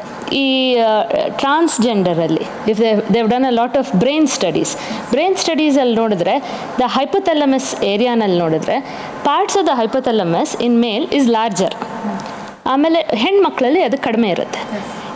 ಸೊ ಟ್ರಾನ್ಸ್ಜೆಂಡರಲ್ಲಿ ದಟ್ ಈಸ್ ರೆಪ್ಲಿಕೇಟೆಡ್, ಅಂದರೆ ಅವರು ಜೆಂಡರ್ ಐಡೆಂಟಿಟಿ ಅದೇನಿರುತ್ತೆ, ಆ್ಯಕ್ಚುಯಲ್ ಐಡೆಂಟಿಟಿ ಏನಿರುತ್ತೆ ಆ ಥರ ಇರುತ್ತೆ ಹೈಪೋಥಾಲಮಸ್, ದೋ ಫಿಸಿಕಲಿ ದೇ ಆರ್ ಡಿಫ್ರೆಂಟ್. ಬಹಳಷ್ಟು ವಿಷಯ ಮಾತಾಡ್ತಾ ಇದ್ದೀರಾ. ಒಂದು ಪ್ರಶ್ನೆ ಕೇಳೋಣ ಅಂದ್ಕೊಂಡೆ. ನೀವು ತುಂಬ ಬದಲಾವಣೆಗಳನ್ನು ಮಾಡಿಕೊಂಡು ಈ ಜಗತ್ತಿನಲ್ಲಿ ವಾಸ ಮಾಡ್ತಾ ಇದ್ದೀರಾ. ಆದರೆ ಅದೇ ಈ ಜಗತ್ತನ್ನು ನೋಡಿದಾಗ ಏನು ಕೋಪ ಬರುತ್ತೆ ನಿಮಗೆ? ಯಾವ ವಿಷಯಕ್ಕೆ ನಿಮ್ಗೆ ಏನು ಕೋಪ ಬರುತ್ತೆ? ಇವತ್ತು ಸಮಾಜದಲ್ಲಿ ಸ್ವಲ್ಪ ನಾವು ಸಂಘಟನೆಗಳು ಮಾಡಿಕೊಂಡು ಹೋರಾಟ ಮಾಡ್ತಾ ಇದ್ದೀವಿ. 15 ವರ್ಷ 20 ವರ್ಷದ ಹಿಂದೆ ನನ್ನ ಸಮುದಾಯ ಸೂಸೈಡ್ ಮಾಡ್ಕೊಳ್ತಾ ಇದ್ರು. ಬದುಕೋದೇ ಬೇಡ, ನಾವು ಈ ಸಮಾಜದಲ್ಲಿ ನಾವು ಭಿನ್ನವಾಗಿದ್ದೀವಿ, ನಾವು ಇರೋದೇ ಬೇಡ ಅನ್ನೋದು ನಮ್ಮ ಸಮುದಾಯದವರು ಸೀಮೆಣ್ಣೆ ಇಟ್ಕೊಂಡು ಸುಟ್ಕೊಳ್ತಾ ಇದ್ರು, ನೇಣು ಹಾಕ್ಕೊಂಡು ಸಾಯ್ತಾ ಇದ್ರು. ಒಂದೊಂದು ಫ್ಯಾಮಿಲಿಲಿ ಅವರೇ ಸಾಯಿಸ್ತಾ ಇದ್ರು. ಆದರೆ ಇವತ್ತು ಸಂಘ ಸಂಘಟನೆಗಳು ನಾವು ಹುಟ್ಟಾಕೊಂಡು ಮುಂದೆ ಬಂದಿದ್ದೀವಿ. ಇವತ್ತು ಸಮುದಾಯ ನಮ್ಮ ಹಕ್ಕು ಇದೆ, ಈ ಸಮಾಜದಲ್ಲಿ ನಾವು ಒಬ್ಬ ಭಾಗಿಯಾಗಿದ್ದೀವಿ, ನಮಗೂ ಸಂವಿಧಾನ ಇದೆ ಅಂತ ನಾವು ಹೋರಾಟ ಮಾಡ್ತಾ ಇದ್ದೀವಿ. ನನಗೇನು ಕೋಪ ಬರುತ್ತೆ ಅಂದರೆ, ಸಮಾಜ ಒಪ್ಕೊಳ್ಳೋಕ್ಕೂ ಮುಂಚೆ ಫಸ್ಟ್ ನಮ್ಮ ಫ್ಯಾಮಿಲಿ ಒಪ್ಕೊಬೇಕು.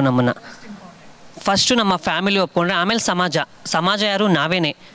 ಫಸ್ಟ್ ನಮ್ಮ ಫ್ಯಾಮಿಲಿಯಿಂದನೇ ಒಪ್ಕೊಳ್ಳೋಕೆ ಸ್ಟಾರ್ಟ್ ಆದ್ರೇ ಆಮೇಲೆ ಸಮಾಜ ತನ್ನಷ್ಟಕ್ಕೆ ತಾನೇ ಒಪ್ಕೊಳ್ಳೋಕೆ ಸ್ಟಾರ್ಟ್ ಆಗುತ್ತೆ. ನಮ್ಮ ಫ್ಯಾಮಿಲಿ ಒಪ್ಕೊಂಡ್ರೆ ಅಕ್ಕಪಕ್ಕದವ್ರು ಒಪ್ಕೊಳ್ತಾರೆ. ಹಾಗೆ ಪ್ರತಿಯೊಂದು ಅಲ್ಲಿಂದನೇ ಬದಲಾವಣೆ ಆಗುತ್ತೆ ಅಂತ. ಒನ್ ಟೈಮ್ ಹೊಡಿಬೇಕನ್ಸುತ್ತೆ, ಇಲ್ಲಾಂದರೆ ನಾವು ಅವ್ರಿಗೆ ಟೀಸ್ ಮಾಡಬೇಕಿಲ್ಲ, ಬೈಬೇಕನ್ಸುತ್ತೆ, ಏನೇನೋ ಅನಿಸುತ್ತೆ. ಆದರೆ ಒಂದು ಗಂಡಸನ್ನ ನಾವು ಹೊಡೆಯೋಕ್ಕಾಗತ್ತಾ? ಒಂದು ಯಾರಾದರೂ ಪಬ್ಲಿಕ್ ಮೇಲೆ ನಾವು ಕೈ ಇಡೋಕ್ಕಾಗತ್ತಾ? ಅದೊಂದು ಇರುತ್ತೆ ಮನಸ್ಸಲ್ಲಿ, ಅಯ್ಯೋ ನಾನು ಕೈ ಮಾಡಿಬಿಟ್ರೆ ತಿನ್ಗ ಅವ್ರು ನಮ್ಮ ಮೇಲೆ ಉಲ್ಟಾ ಆಗಿಬಿಟ್ರೆ ಆ ಥರ ಒಂದು ಫೀಲ್, ಭಯ ಇರುತ್ತೆ.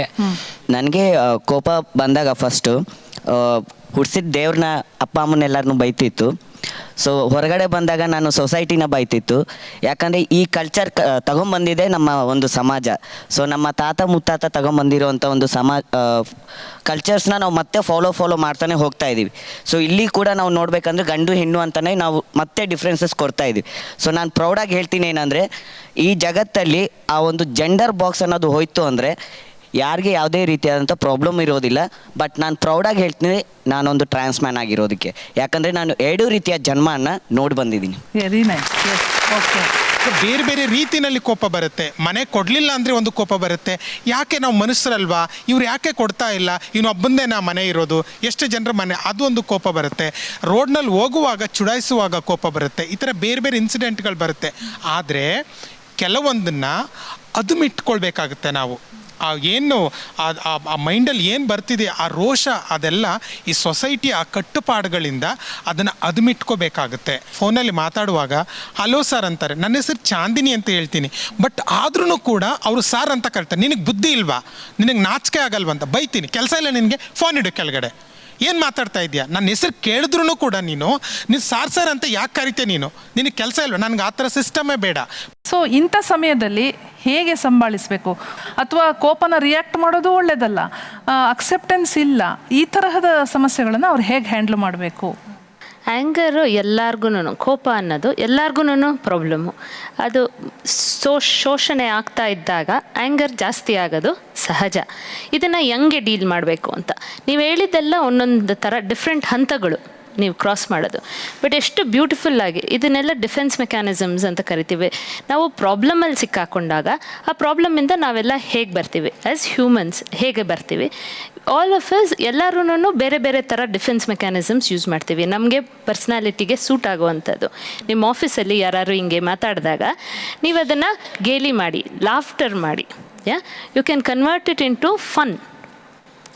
ಅದನ್ನು ಒಳಗಡೆ ತೊಗೊಳ್ತೀರ, ಅವ್ರನ್ನ ಕರೆಕ್ಟ್ ಮಾಡಿಕೊಂಡು ಅವ್ರಿಗೆ ಹಿಂಗಲ್ಲ ಹಂಗೆ ಅಂತ ಹೇಳಿಕೊಂಡು ಅವ್ರಿಗೆ ತಿದ್ದುಕೊಂಡು, ಬಟ್ ಪರ್ಸ್ನಲಿ ಅದನ್ನು ಫನ್ನಾಗಿ ತೊಗೊಂಡು you can deal with it.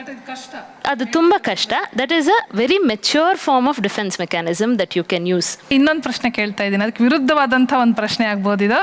ಯಾರ ಮೇಲೆ ನಿಮಗೆ ಅತಿಯಾದ ಪ್ರೀತಿ ಇದೆ ಅಂತ, ಯಾಕಿದೆ ಅಂತ, ಅದು ಯಾರೇ ಆಗಿರ್ಬೋದು ಈ ಪ್ರಪಂಚದಲ್ಲಿ? ನಮ್ಮ ಭಾವನೆನ ಅರ್ಥ ಮಾಡ್ಕೊಳ್ಳೋದು ಮೊದಲನೇದು ನಮ್ಮ ತಾಯಿನಿ. ಯಾಕಂದರೆ ಸಮಾಜದ ಈ ಪುರುಷ ಪ್ರಧಾನದಲ್ಲಿ ಪುರುಷರೆಲ್ಲ ಒಂದು ಮಟ್ಟದಲ್ಲಿ ಯೋಚನೆ ಮಾಡ್ತಾರೆ. ಯಾಕಂದರೆ ನನ್ನ ಫ್ರೆಂಡ್ ಸರ್ಕಲಲ್ಲಿ ನನಗೆ ಅವಮಾನ ಆಗ್ತಾಯಿದೆ, ನನ್ನ ವಂಶ ಪ್ರತಿಷ್ಠೆ ಹಾಳಾಗಿ ಹೋಗ್ತಾ ಇದೆ ಅನ್ನೋದು ಅವರೆಲ್ಲ ನಮ್ಮನ್ನು ರಿಜೆಕ್ಟ್ ಮಾಡ್ತಾ ಇರ್ತಾರೆ. ಆದರೆ ಎತ್ತ ತಾಯಿ ಯಾವತ್ತೂ ರಿಜೆಕ್ಟ್ ಮಾಡಲ್ಲ. ಅದು ಕೋತಿ ಹುಟ್ಲಿ, ನಾಯಿ ಹುಟ್ಲಿ, ಏನೇ ಹುಟ್ಲಿ, ತನ್ನ ಮಗು ತನಗೆ ಇಷ್ಟ ಅನ್ನೋ ಒಂದು ಇದರಲ್ಲಿ ತಾಯಿ ತುಂಬ ಪ್ರೀತಿ ಮಾಡ್ತಾರೆ. ನಾವು ನಮ್ಮ ತಾಯಿನಿ ತುಂಬ ಇಷ್ಟಪಡ್ತೇವೆ. Very nice. ಎಸ್, ತುಂಬ ಪ್ರೀತಿ ಮಾಡೋದು ನನ್ನ ಬಾಯ್ ಫ್ರೆಂಡ್ನ. ಯಾಕೆ ಅಂದರೆ ಪ್ರತಿದಿನ ಹೆಚ್ಚು ಮಾತಾಡ್ತೀನಿ ಫೋನಲ್ಲಿ. ಅವನ ಜೊತೆ ಕಳೆದಂಥ ಪ್ರತಿಯೊಂದು ಘಟನೆಯನ್ನು ಕವನ ಬರಿತೀನಿ, ಕಳಿಸ್ತೀನಿ, ನನ್ನ ಫೀಲಿಂಗ್ ಹೇಳ್ತೀನಿ. ಇನ್ನೂ ಹೆಚ್ಚೆಚ್ಚು ಅರ್ಥ ಮಾಡ್ಕೋಬೇಕು ಅಂತ ಆಸೆ ಪಡ್ತೀನಿ. ಕವಿತೆ ಬರುತ್ತಾ, ಕವಿತೆ ಹುಟ್ಟುತ್ತಾ, ಬಾಯ್ ಫ್ರೆಂಡ್ ಜೊತೆ ದಿನ ಮಾತಾಡ್ತೀರಲ್ವಾ? ಬರ್ದಿರೋದು ಈಗಾಗಲೇ ಇದ್ದರೆ ಒಂದು 4 ಸಾಲು ಹೇಳೋಕ್ಕಾಗುತ್ತಾ? ಖಂಡಿತ ಹೇಳ್ತೀನಿ, ಹೇಳಿ. ಸೊ ನೀವು ನೇರವಾಗಿ ಕ್ಯಾಮ್ರಾ ನೋಡಿಕೊಂಡು ನಿಮ್ಮ ಬಾಯ್ ಫ್ರೆಂಡಿಗೆ ಹೇಳ್ಬೋದು. ಮಲಗಿಸು ಬಾ ನನ್ನ ನಿನ್ನೆದೆಯೊಳಗೆ ಉಸಿರಾಗಿ, ಅಪ್ಪಿಕೊ ಬಾ ನನ್ನ ದೇಹದೊಳಗೆ ಒಂದಾಗಿ, ಬಡಿದೆಬ್ಬಿಸು ಬಾ ನನ್ನ ನಿದ್ರೆಯಲ್ಲಿ ನಿನ್ನ ನೆನಪಿಸಲು, ಕಾಡದೆ ಬಾ ಕರೆದಾಗ ನನ್ನೊಳಗೆ ನೆನಪಾಗಿ, ಎಲ್ಲಿದ್ದೀಯಾ ಎಬ್ಬಿಸು ಬಾ ನನ್ನ ಕಣ್ಣಿಗೆ ಮುತ್ತಿಡುತ್ತಾ ಹೊಸ ದಿನದೆಡೆಗೆ, ಇಂತಿ ನಿನ್ನವಳು ನಾನೇ ಚಾಂದು.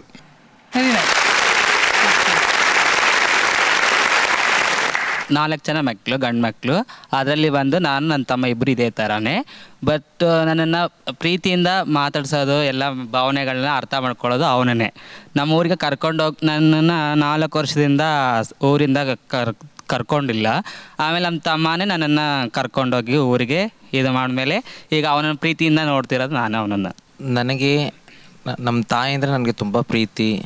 ಅದಕ್ಕಿಂತ ತುಂಬ ಯಾರು ಇಷ್ಟ ಅಂದರೆ ನನ್ನ ಗಂಡ.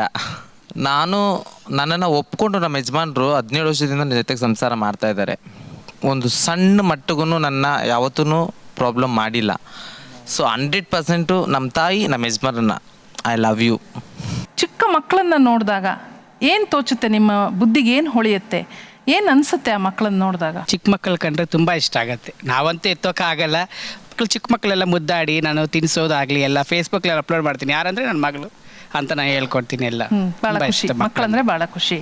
ಎಸ್, ಚಿಕ್ಕ ಮಕ್ಕಳನ್ನ ನೋಡಿದಾಗ ನಾನು ಯಾಕೆ ತಾಯಿ ಆಗಲಿಲ್ಲ ಅಂತ ಅನಿಸುತ್ತೆ. ಆಮೇಲೆ ಬಂದು ನಮ್ಮ ಮುಂದೆನೇ ಬರುವಂಥ ಕ್ವಶನ್ನು, ಆ ತಾಯಿ ಸುಖ ಹೇಗಿದೆ ಅಂತ ಅನುಭವಿಸ್ಬೇಕು ಅಂತ ಆಸೆ ಆಗುತ್ತೆ. ಸೊ ನನ್ನ ಕೆಲವು ಜನ ಫ್ರೆಂಡ್ಸ್ ಇದ್ದಾರೆ, ಅವರು ಬಂದು ನನ್ನ ಜೊತೆ ಶೇರ್ ಮಾಡುವಾಗ ಅವಳು ಹೆಣ್ಣಾಗಿ ಹುಟ್ಟಿ ಗಂಡಾಗಿ ಬದಲಾವಣೆ ಮಾಡ್ಕೋಬೇಕು ಅನ್ನೋ ಒಂದು ಕಾನ್ಸೆಪ್ಟ್ ಇಟ್ಕೊಂಡಿರೋಳು.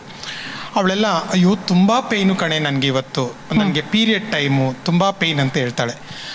ನನಗ ದೇವ್ರು ಎಂಥ ಕ್ರೂರಿ, ನನಗೆ ಆ ಪೇಯ್ನ್ ಬೇಕು, ಅದು ನನಗೆ ಬೇಕು.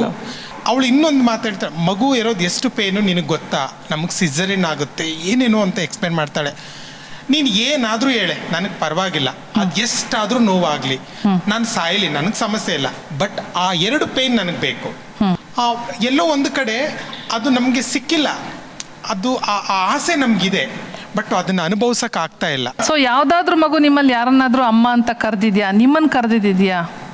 ಯಾವ್ದಾದ್ರು ಮಗು? ಮಗಳಿದ್ದಾಳೆ, ನನ್ನ ಮಗಳಿದ್ದಾಳೆ. ಸೊ ಆ ಮಗಳು ನಿಮ್ಮನ್ನ ಮೊದಲನೇದಾಗಿ ಅಮ್ಮ ಅಂತ ಕರೆದಾಗ ನಿಮ್ಗೆ ಏನ್ ಅನ್ಸ್ತು ಅಂತ ನಾನು ಕೇಳಿದ್ದು.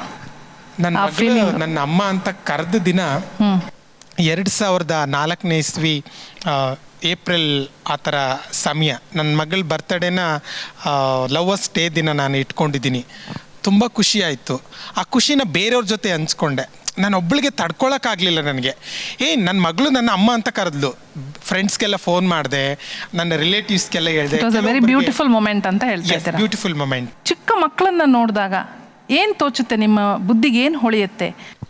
ಒಂದು ಮಗು ನೋಡಿದ್ರೆ ಹೊಟ್ಟೆ ಕಿಚ್ಚು ಬರುತ್ತೆ. ಯಾವ ಥರ? ಯಾಕೆ ಅಂದರೆ ಬೆಳಗ್ಗೆಯಿಂದ ಸಂಜೆವರೆಗೂ ನಾವು ಎಲ್ಲರ ಜೊತೆಲಿ ಆಟ ಆಡ್ತಾ ಇರ್ತೀವಿ. ಫ್ಯಾಮಿಲಿಲಿ ಇದ್ದೂ ಸಹ ಅಕ್ಕ ತಂಗಿ ಮಕ್ಕಳು ಪ್ರೀತಿ ಮಾಡ್ತೀವಿ. ಮನ್ಕೊಳಾಗ ನಾವು ಒಂಟಿ ಹೋಗ್ತೀವಿ. ನಮಗೆ ಒಂದು ಗ್ಲಾಸ್ ನೀರು ಕೊಡೋಕ್ಕೂ ಯಾರೂ ಇರಲ್ಲ. ಆ ಒಂದು ಫೀಲಿಂಗು ಆಗುತ್ತೆ. ಆಗ ನನಗೆ ಮಗು ಬೇಕು ಅನಿಸುತ್ತೆ.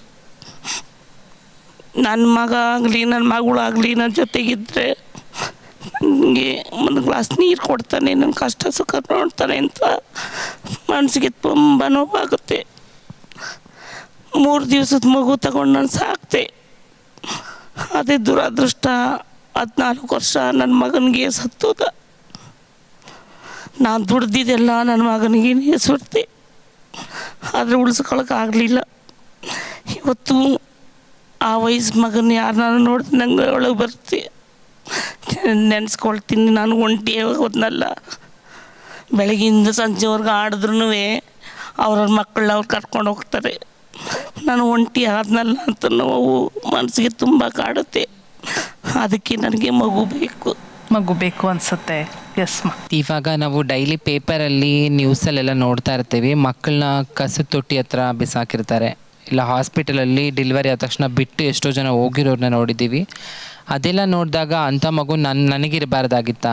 ನನಗಾಗಿದ್ರೆ ನಾನು ಆ ಥರ ಬಿಡ್ತಾ ಇದ್ನ, ಸಾಕ್ತಾ ಇದ್ದೆ, ಅದು ಹಾಲು ಕುಡಿಸ್ತಾ ಇದ್ದೆ, ಸ್ನಾನ ಮಾಡಿಸ್ಬೋದು ಅಂತ ಏನೋ ಒಂಥರ ಒಳಗಡೆ ಫೀಲಿಂಗ್ ಆಗುತ್ತೆ. ಯಾರಾದರೂ ತಾಯಿ ಮಗುಗೆ ಹಾಲು ಕುಡಿಸ್ತಾ ಇದ್ರೆ ಅಯ್ಯೋ ನಾನು ಆ ಥರ ಮಾಡ್ಬೋದಲ್ವಾ? ಆ ಥರ ಮಗು ಮೇಲೆ ಚಿಕ್ಕ ಮಗು ನೋಡಿದ್ರೆ ಎಂಥವ್ರಿಗೂ ಪ್ರೀತಿ ಆಗೇ ಆಗುತ್ತೆ. ನನ್ನ ಅಭಿಪ್ರಾಯ ಏನಂದರೆ ನಮಗೂ ಮಕ್ಕಳಿದ್ರೆ ಎಷ್ಟು ಚೆನ್ನಾಗಿರ್ತಿತ್ತಲ್ವಾ ಅನ್ನೋ ಫೀಲಿಂಗ್ ಇದ್ದೇ ಇರುತ್ತೆ. ಮಗು ಬಗ್ಗೆ ಮಾತಾಡುವಾಗ ಯಾಕಷ್ಟು ಇಮೋಷ್ನಲ್ ಆದ್ರಿ? ಏನಾಯ್ತಮ್ಮ ಹೇಳಿ, ಜಸ್ಟ್ ಇನ್ 2 words 2 sentences ಹೇಳಿ. ಎಸ್. ಮಕ್ಕಳಂದರೆ ಎಲ್ಲರಿಗೂ ಒಂದೇ ಎಮೋಷ್ನಲ್ ಇರುತ್ತೆ. ಸೊ ಅದು ಸಮುದಾಯ ಇರ್ಬೋದು, ಸಮುದಾಯ ಅಲ್ಲದೆ ಇರಬಹುದು, ಅದೊಂದು ಹ್ಯೂಮನ್ ಬೀಯಿಂಗ್ ಎಮೋಷ್ನಲ್. ಸೊ ನನಗೆ 3 ಮಕ್ಕಳಿದ್ದಾರೆ. ನನಗೆ ಯಾರೇ ಆಗಲಿ ಮಗು ವಿಷಯ ಮಾತಾಡಿದ್ರೆ ನನಗೆ ನನ್ನ ಮಕ್ಕಳು ನೆನಪಾಗ್ತಾರೆ. ಸೊ ಅದು ಈಗ ನನ್ನ ಮಕ್ಕಳ ಹತ್ರ ಆ ಪ್ರೀತಿನ ನಾನು ಅನುಭವಿಸ್ತೇನೆ. ಬಟ್ ನಮ್ಮ ಸಮುದಾಯದ ನನ್ನ ಫ್ರೆಂಡ್ಸಿಗೆ ಆ ಒಂದು ಸುಖ ಇಲ್ಲ. ಆದರೆ ಆ ನೋವು ಅವ್ರಿಗೆ ಹೋಗಬೇಕು ಅನ್ನೋದ ಕಾರಣಕ್ಕೆ ಅವ್ರ ಜೊತೆಯಲ್ಲಿ ನಾನು ನಮ್ಮ ಸಮುದಾಯದವ್ರ ಜೊತೆಯಲ್ಲಿ ಹಾಗೆ ಇದ್ದೇನೆ ನಾನು. ಸೊ ನಾನು ಯಾವಾಗಲೂ ನನ್ನ ಫ್ರೆಂಡ್ಸ್ ಜೊತೆಯಲ್ಲಿ ಯಾವತ್ತು ಇವರು ನಿಮ್ಮ ಮಕ್ಕಳು ನಿಮ್ಮ ಜೊತೆನೇ ಇದ್ದಾರೆ? ನನ್ನ ಮಕ್ಕಳು ನನ್ನ ಜೊತೆಲೇ ಇದ್ದಾರೆ, 3 ಜನ. ಬಟ್ ನಿಮ್ಮ ಫ್ರೆಂಡ್ಸ್ಗೋಸ್ಕರ ನೀವು ಇಷ್ಟು ಇಮೋಷನ್ಸ್ ಅನ್ನ ಫೀಲ್ ಮಾಡ್ತೀರಾ. ಡಾಕ್ಟರ್, ಈಗ ಬಹಳ ಹೊತ್ತಿನ ಕಾಲ ನಿಮ್ಮ ಹತ್ರ ಬಂದಿರ ನಾನು. ಆ ಮನಸ್ಸಿನ ಒಳಗಡೆ ಎಷ್ಟೊಂದು ಭಾವನೆ ಇದೆ, ಮಕ್ಕಳನ್ನ ನೋಡಿದಾಗ ಎಷ್ಟು ಆಸೆ ಆಗುತ್ತೆ ಅಂತ ಹೇಳಿದ್ರು. ಅವರು ಈ ಮಕ್ಕಳ ವಿಷಯ ಬಂದಾಗ ಕೂಡ ತುಂಬ ಅವರು ಅದರಲ್ಲಿ ಒಂದು ಕೊರಗು ಉಳಿಯುತ್ತೆ ಅನ್ನುವಂಥ ತಮ್ಮ ಇಮೋಷನ್ಸನ್ನು ಕೂಡ ಅವರು ಹಂಚ್ಕೊಂಡ್ರು. ಇಂತಹ ಸ್ಥಿತಿಯನ್ನು ಹೇಗೆ ಅವರು ಸಂಭಾಳಿಸಬೇಕು ಅನ್ನೋದು ಪ್ರಶ್ನೆ. ಈಗ ಹೊಸದಾಗಿ ಹೊಸ ಟೆಕ್ನಿಕ್ಗಳು ಬರ್ತಾ ಇದೆ. ಸೊ ಮೊದಲ ಥರ ಇವರು ಮಕ್ಕಳಿಲ್ದೇ ಇರಬೇಕು ಆ ಥರ ಏನಿಲ್ಲ.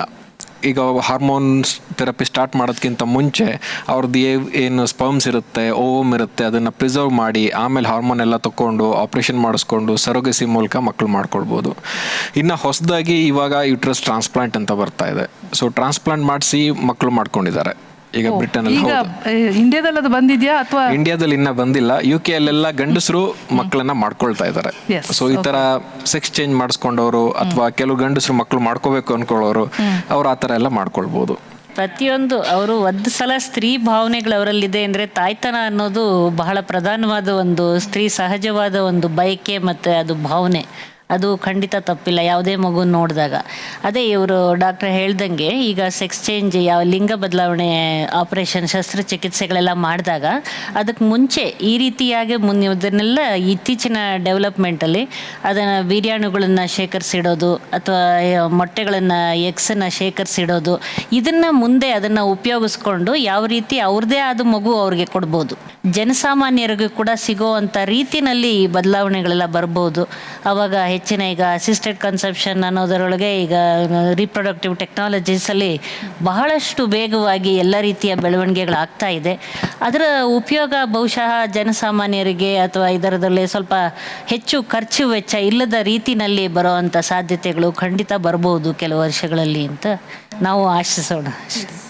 ಟ್ರಾನ್ಸ್ಜೆಂಡರ್ ಅಲ್ಲದೇ ಇದ್ರೂ ಕೂಡ ಗಂಡು ಒಂದು ಹೆಂಡತಿ ಮದುವೆ ಆದಮೇಲೆ ತುಂಬ ಜನಕ್ಕೆ ಅಪ್ ಟು 20% ಇನ್ಫರ್ಟಿಲಿಟಿ ಇರುತ್ತೆ. ತುಂಬ ಜನಕ್ಕೆ ಮಕ್ಕಳು ಆಗಲ್ಲ. ಮತ್ತು ಟೆಕ್ನಾಲಜಿ ಆಲ್ರೆಡಿ ಇದೆ, ಸರೋಗಸಿ ಆಲ್ರೆಡಿ ಇಂಡಿಯಾದಲ್ಲಿ ಅಪ್ರೂವ್ಡ್ ಇದೆ. ಸೊ ನೀವು ಟ್ರೀಟ್ಮೆಂಟ್ ಮಾಡ್ಕೊಳ್ಳೋದು ಮುಂಚೆ ಮೆಡಿಕಲ್ ಟ್ರೀಟ್ಮೆಂಟ್ ಆಗಲಿ ಅಥವಾ ಸರ್ಜಿಕಲ್ ಇರಲಿ, ಅದಕ್ಕಿಂತ ಮುಂಚೆ ನಿಮ್ಮ ಸ್ಪರ್ಮ್ಸ್ ಅಥವಾ ಓವಮ್ನ ಕ್ರಯೋ ಪ್ರಿಸರ್ವ್ ಮಾಡಿಟ್ಕೊಂಡ್ರೆ ಮುಂದೆ ಟೆಕ್ನಾಲಜಿ ಬಂದಾಗ ಅಥವಾ ಅವಕಾಶ ಸಿಕ್ಕಾಗ ಬಳಸ್ಕೋಬಹುದು. ಏನಾದರೂ ನಿಮ್ಮಲ್ಲಿ ಮೆಡಿಕಲ್ ಪ್ರಾಬ್ಲಮ್ಸ್ ಇದ್ದರೆ ಅದನ್ನು ನೀವು ನೇರವಾಗಿ ಈಗ ವೈದ್ಯರನ್ನು ಕೇಳಬಹುದು ಪ್ರಶ್ನೆಗಳನ್ನು. ನನಗೆ 5 ವರ್ಷದಿಂದ ನನಗೆ ಇಲ್ಲಿ ನೋವು ಬರುತ್ತೆ. ನಾನೆಲ್ಲ ಚೆಕಪ್ ಮಾಡಿಸ್ದೆ, ಸ್ಕ್ಯಾನಿಂಗ್ ಎಲ್ಲ ಎತ್ತಿದ್ದಕ್ಕೆ ಗೆಡ್ಡೆ ಇದೆ ನಿನಗೆ ಅಂತ, 4 ಜಾಗತ್ತವ ಇಲ್ಲಿದೆ ಅಂತ ಇಂಜೆಕ್ಷನ್ ಎಲ್ಲ ಎತ್ತಿದ್ರು. ಅದು ಚೆಕಪ್ ಮಾಡ್ರು. ಅದು ಡಾಕ್ಟ್ರ್ ಹತ್ರ ಹೋಗ್ತಾ ಇದ್ದೀನಿ, ಮೇಲೆ ಆಗ್ತಾಯಿಲ್ಲ, ತುಂಬ ಪೇನ್ ಇದೆ. ಇವಾಗೂ ಆ ಪೇನ್ಗೆ ಬೆವತ್ತು ಬರ್ತದೆ, ತುಂಬ ನೋವಿದೆ. ಅದು ಏನು ಗಡ್ಡೆ, ಅದು FNAC ಅಂತ ಒಂದು ಅದರೊಳಗಿಂದ ಒಂದು ತುಣುಕು ತೆಗೆದು ಪರೀಕ್ಷೆ ಮಾಡ್ತಾರೆ. ಅದರೊಳಗೆ ಏನಿದೆ ಅಂತ ಹೇಳಿದ್ದಾರೆ? ಇದು ನಿಮಗೆ ಚರ್ಬಿ ಗೆಡ್ಡೆ ಇದು ಅಂತ ಹೇಳಿದ್ದಾರೆ. ಫೈಬ್ರಾಯ್ಡಿನೋವ್ ಮಾತ್ರ. ಅದನ್ನ ಮಾಡ್ಬೋದು, ಶಸ್ತ್ರಚಿಕಿತ್ಸೆ ಮಾಡಿ. ಅದು ನಿಮಗೆ ನೋವು ಕೊಡ್ತಾ ಇದೆ ಅಂದರೆ ಖಂಡಿತ ಅದು ಮಾಡಿ. ತುಂಬ ನೋವು ಕೊಡ್ತಾ ಇದೆ. ನಾನು ಹೋದಾಗೆಲ್ಲ ಮಾತ್ರೆ ಕೊಡ್ತಾರೆ, ಇಂಜೆಕ್ಷನ್ ಕೊಡ್ತಾರೆ, ಅಷ್ಟೇ, ಇನ್ನೇನು ಮಾಡೋದಿಲ್ಲ ಅಂತಾರೆ. ಅದು ಗಡ್ಡೆ ದೊಡ್ಡದಿದ್ರೆ ಆಪರೇಷನ್ ಮಾಡಿ ತೆಗೆಸ್ಕೊಳ್ಬೋದು. ನಿಮಗೆ ತುಂಬ ತೊಂದರೆ ಕೊಡ್ತಾ ಇದೆ, ನೋವಾಗ್ತಾ ಇದೆ ಅಂದರೆ ಆಪರೇಷನ್ ಮಾಡ್ಬೋದು. ಈಗ ಬ್ರೆಸ್ಟ್ ಇಂಪ್ರೂವ್ಮೆಂಟ್ಗೆ ಮೆಡಿಕಲಲ್ಲಿ ಟ್ಯಾಬ್ಲೆಟ್ಸ್ ಮತ್ತು ಇಂಜೆಕ್ಷನ್ಸ್ ಎಲ್ಲ ಸಿಗುತ್ತೆ. ಅದು ತೊಗೊಳೋದ್ರಿಂದ ಸೈಡ್ ಎಫೆಕ್ಟ್ಸ್ ಇದೆಯಾ? ಈಗ ಮೇಲ್ ಟು ಫಿಮೇಲ್ ಟ್ರಾನ್ಸ್ಜೆಂಡರ್ ಇದ್ದರೆ ಈಸ್ಟ್ರೋಜನ್ಸ್ ಅಂತ ಕೊಡ್ತೇವೆ. ಮತ್ತು ಸ್ಟಾರ್ಟಿಂಗ್ ಟ್ರಾನ್ಸಿಷನ್ ಮಾಡಬೇಕಾದ್ರೆ ಮೇಲ್ ಹಾರ್ಮೋನ್ನ ಸಪ್ರೆಸ್ ಮಾಡಲಿಕ್ಕೆ ಮೆಡಿಸಿನ್ ಕೊಡ್ತೇವೆ.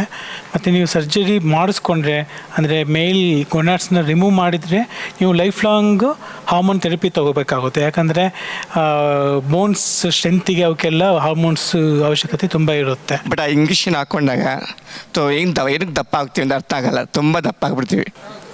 ಅದು ಈಸ್ಟ್ರೋಜನ್ ಏನು ಮಾಡುತ್ತೆ, ಫೀಮೇಲ್ಸ್ಗೆ ಕನ್ವರ್ಟ್ ಮಾಡುತ್ತೆ. ನಾವು ಮೇಲ್ ಹಾರ್ಮೋನ್ನ ಕಮ್ಮಿ ಮಾಡಿ ಫೀಮೇಲ್ ಹಾರ್ಮೋನ್ನ ಜಾಸ್ತಿ ಮಾಡಿದ್ರೆ ಏನಾಗುತ್ತೆ, ಮಸಲ್ ಮಾಸ್ ಕಮ್ಮಿ ಆಗುತ್ತೆ, ಫ್ಯಾಟ್ ಟಿಶ್ಯೂಸ್ ಜಾಸ್ತಿ ಆಗುತ್ತೆ. ನೀರಲ್ಲಿ ಸ್ವಲ್ಪ ನೀರಿನ ಅಂಶ ದೇಹದಲ್ಲಿ ತುಂಬಿಕೊಳ್ಳೋ ಅಂತ ಸಾಧ್ಯ ಏನು ಮಾಡ್ಬೋದು ದಪ್ಪ ಆಗ್ದಾಗಿ ನಾವು ಎಕ್ಸಸೈಸ್ ಮಾಡಿದರೆ ಸರಿ ಆಗುತ್ತೆ. ನನಗೆ ಬ್ಯಾಕಲ್ಲಿ ಅನೆಸಿಸ ಕೊಟ್ಟು ಪ್ಲಾಸ್ಟಿಕ್ ಸರ್ಜರಿ ಮಾಡಿದಾಗ ನನಗೆ ಯಾವುದೋ ಒಂದು ವಿಷಯದಲ್ಲಿ ಏನೋ ಒಂದು ಸ್ವಲ್ಪ ರೀಸಸ್ ಬಂದಾಗಿ ಮತ್ತು ಆ ಥರ 4 ಟೈಮ್ ನನಗೆ ಅನೆಸಿಸ ಬೆನ್ನಿಗೆ ಕೊಟ್ಟು ಅದು ತುಂಬ ಏನೇನೋ ಒಂದು ಮನೆಯಲ್ಲಿ ಒಂದು ಕೆಲಸ ಮೊದಲಾದರೂ ಜಿಂಕೆ ಓಡೋದಂಗೆ ಕೆಲಸ ಮಾಡ್ತಾಯಿದ್ದೆ ಮನೆಯಲ್ಲಿ. ಯಾವಾಗ ಅನೆಸಿಸ ಬೆನ್ನು ಕೊಡೋದು ಸ್ಟಾರ್ಟ್ ಮಾಡಿದ್ರು ಈ 4 ಸಲಿನೂ ಯಾವಾಗ ಒಂದು ಟೈಮ್ ಸುಮ್ಮನೆ ಕುತ್ಕೊಂಡಿದ್ರು ಬ್ಯಾಕ್ ಪೇನ್ ಬರುತ್ತೆ. ಸೊ ಅದು ಪರ್ಮನೆಂಟ್ ಸೊಲ್ಯೂಷನ್ ಏನನ್ನ ಇಲ್ವಾ ಅದರಲ್ಲಿ? ಕೆಲವು ಟೈಮ್ ಅದನ್ನ ಕೋರ್ಲೇಟ್ ಮಾಡ್ತಾರೆ. ಬ್ಯಾಕ್ ಪೇನ್ ನನಗೆ ಸರ್ಜರಿ ಆಗಿತ್ತು ಅದರಿಂದ ಬ್ಯಾಕ್ ಪೇನ್ ಬರ್ತಾ ಇದೆ ಅಂತ. ಬಹಳಷ್ಟು ವಿಷಯಗಳಿಂದ ಬ್ಯಾಕ್ ಪೇನ್ ಬರುತ್ತೆ. ಕ್ಯಾಲ್ಸಿಯಂ ಕಡಿಮೆ ಆಗೋದ್ರಿಂದ ಆಗಲಿ, ಬೋನ್ಸ್ ವೀಕ್ ಆಗೋದ್ರಿಂದ, ವೆಯ್ಟ್ ಜಾಸ್ತಿ ಆಗೋದ್ರಿಂದ, ಅದರಿಂದ ಎಲ್ಲ ಬ್ಯಾಕ್ ಪೇನ್ ಬರುತ್ತೆ.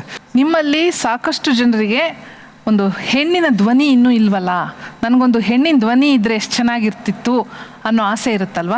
ಎಷ್ಟು ಜನರಿಗಿದೆ ಆ ಆಸೆ? ಎಲ್ಲರಿಗೂ ಇರುತ್ತೆ ಅಲ್ವಾ? ಆ ಆಸೆ ಯಾಕೆ ಬೇಕು? ಯಾಕದ ಆಸೆ? ಹೆಣ್ಣು ಥರ ಎಲ್ಲ ಆಗಿದ್ದೀವಿ. ಆ ವಾಯ್ಸು ಇದ್ದರೆ ತುಂಬ ಸಂತೋಷ, ಇಷ್ಟ. ನಮ್ಮ ಲೈಫ್ಗೆ, ನಮ್ಮ ಜನ್ಮಕ್ಕೆ ಸಾರ್ಥಕ ಆಗುತ್ತೆ. ಓಕೆ. ನಂದು December 26 ನನ್ನ ಬರ್ತ್ಡೇ ಆಯಿತು. ನನ್ನ ಮಗಳು ನನಗೆ ಸರ್ಪ್ರೈಸ್ ಆಗಿ ಕೇಕ್ ತರಿಸಿ ಕಟ್ ಮಾಡಿ ದೇವಸ್ಥಾನಕ್ಕೆ ಹೋಗಿದ್ವಿ. ಸೊ ಅವಳ ಫ್ರೆಂಡ್ಗೆ ನಾನು ಯಾರು ಅಂತ ಗೊತ್ತಿಲ್ಲ. ಸೊ ಅವಳು ಏನು ಹೇಳ್ತಾಳೆ, ಅಮ್ಮ ನನ್ನ ಫ್ರೆಂಡ್ಗಳು ಫೋನ್ ಮಾಡಿದ್ದಾರೆ, ವಿಶ್ ಮಾಡ್ತಿದ್ದಾರೆ, ನಿನಗೆ ಮಾತಾಡು ಅಂತ. ಸೊ ನನ್ನ ಮಕ್ಕಳ ಹತ್ರ ಹೇಗೆ ನಾನು ಮಾತಾಡಲಿ? ನನ್ನ ವಾಯ್ಸಿಂದ ಅಲ್ಲಿ ನನ್ನ ಮೇಲೆ ಯಾವ ಥರ ಹಿಂಸೆ ಆಗುತ್ತೆ ಅಂತ ನಾವು ಯೋಚನೆ ಮಾಡಬೇಕು. ನಾನು ತುಂಬ ಸ್ಮೂತಾಗಿ ಮಾತಾಡ್ತೀನಿ. ಹಾಂ ಹೌದಾ, ಹೇಳಮ್ಮ, ಹೇಳಿ ಪುಟ್ಟ, ಥ್ಯಾಂಕ್ ಯು ಪುಟ್ಟ, ಇಷ್ಟೇ ಹೇಳ್ತೀನಿ ಹೊರ್ತು ನನ್ನ ಮಗಳ ಫ್ರೆಂಡು ಅಂತ ಹೇಳಿ ನನ್ನ ಮನೆಗೆ ನೀನು ಬಾಮ್ಮ ಅಂತ ನನಗೆ ಇನ್ವೈಟ್ ಮಾಡೋಕ್ಕಾಗಿಲ್ಲ. ಆಮೇಲೆ ಥ್ಯಾಂಕ್ ಯು ವೆರಿ ಮಚ್ ಅಂತ ಒಂದು ಜೋರಾಗಿ ಮಾತಾಡೋಕ್ಕಾಗಿಲ್ಲ. ಸೊ ಅದೆಲ್ಲ ಕಾಡುವಂಥ ವಿಷಯಗಳಾದ್ದರಿಂದ ಹೆಣ್ಣಿನ ಧ್ವನಿ ಬೇಕು ಅನ್ನೋದು. ಸೊ ಡಾಕ್ಟರ್ಗೆ ನಾನು ಕೇಳೋದೇನು ಅಂತಂದರೆ, ಆ ಥರ ಇದೆ ಅಂದರೆ ಸ್ವಲ್ಪ ಸಜೆಸ್ಟ್ ಮಾಡಿ ನಮಗೆ. ನೋಡಿ, ಅದಕ್ಕೋಸ್ಕರ ಈ ಆಸೆ ನಿಮಗಿದೆ ಅನ್ನುವಂತಹ ಒಂದು ಏನು ನಮಗೆ ಈಗ ತಿಳಿದಿದ್ರಿಂದ ನಾವೇನು ಮಾಡಿದ್ದೀವಿ ಅಂತಂದರೆ, ಈ ವೇದಿಕೆಗೆ ನಿಮ್ಮ ಆಸೆಯನ್ನು ಈಡೇರಿಸೋದಕ್ಕೋಸ್ಕರ ಈಗ ವಾಯ್ಸ್ ಥೆರಪಿಸ್ಟ್ ಒಬ್ಬರನ್ನ ಕರೆಸ್ತಾ ಇದ್ದೀವಿ. ಅವರು ENT ಸರ್ಜನ್, ಅವ್ರ ಹೆಸರು ಪ್ರದೀಪ್ ಹೊಸಮನಿ ಅಂತ. ನಾವು ಅವರನ್ನು ವೇದಿಕೆಗೆ ಸ್ವಾಗತಿಸೋಣ. ಅವ್ರೇನು ಹೇಳ್ತಾರೆ ಕೇಳೋಣ. ನಮಸ್ಕಾರ, ನಾನು ಡಾಕ್ಟರ್ ಪ್ರದೀಪ್ ಹೊಸಮನಿ ಅಂತ, ENT and head and neck surgeon. ಇದಕ್ಕೆ ಟ್ರೀಟ್ಮೆಂಟು ಮಲ್ಟಿ ಡಿಸಿಪ್ಲಿನರಿ ಅಪ್ರೋಚ್ ಇರಬೇಕು actually, which is lacking nowadays ಎಲ್ಲ ಮೊದಲಿಂದನೂ ಇಲ್ಲ. ಸೊ ಪ್ಲಾಸ್ಟಿಕ್ ಸರ್ಜನ್ ಅವ್ರು ಕೆಲಸ ಮಾಡ್ತಾರೆ, ಯೂರಾಲಜಿಸ್ಟ್ ಅವ್ರು ಕೆಲಸ ಮಾಡ್ತಾರೆ, ಸೈಕಾಟ್ರಿಸ್ಟ್ ಅವ್ರು ಕೆಲಸ ಮಾಡ್ತಾರೆ. So everything is all right, but voice ಬರ್ತಾ ಇಲ್ಲ. ಸೊ ಇವ್ರು ಹೇಳಿದ್ರು ಸ್ಪೀಚ್ ಥೆರಪಿ ತೊಗೊಂಡಿದ್ವಿ ಅಂತ. ಸ್ಪೀಚ್ ಥೆರಪಿಯಿಂದ ಸ್ವಲ್ಪ ಮಟ್ಟಿಗೆ ಹೆಲ್ಪ್ ಆಗುತ್ತೆ, but not a permanent thing. So voice change ಮಾಡೋಕ್ಕೆ ಈಗ male to female, female to male ಮಾಡ್ಬೋದು. ತುಂಬ ಸುಲಭ ಸರ್ಜರಿ, ಮೋರ್ ಕಾಂಪ್ಲೆಕ್ಸ್ ಸರ್ಜರಿಕಿನ್ನ ಇದು ವಾಯ್ಸ್ ಚೇಂಜಿಂಗ್ ಸರ್ಜರಿ ತುಂಬ ಸಿಂಪಲ್. ಈವನ್ ಲೋಕಲ್ ಅನಸ್ಥಿಷಿಯಲ್ಲೂ ಮಾಡ್ಬೋದು, ಜನರಲ್ ಅನಸ್ಥಿಷಿಯಾ ಅವಶ್ಯಕತೆಯೂ ಇಲ್ಲ. ಓಕೆ. ಸೊ ಏನಿಲ್ಲ, ಇದರಲ್ಲಿ ಪಿಚ್ ವೇರಿಯೇಷನ್ಸ್ ಮಾಡಬೇಕು.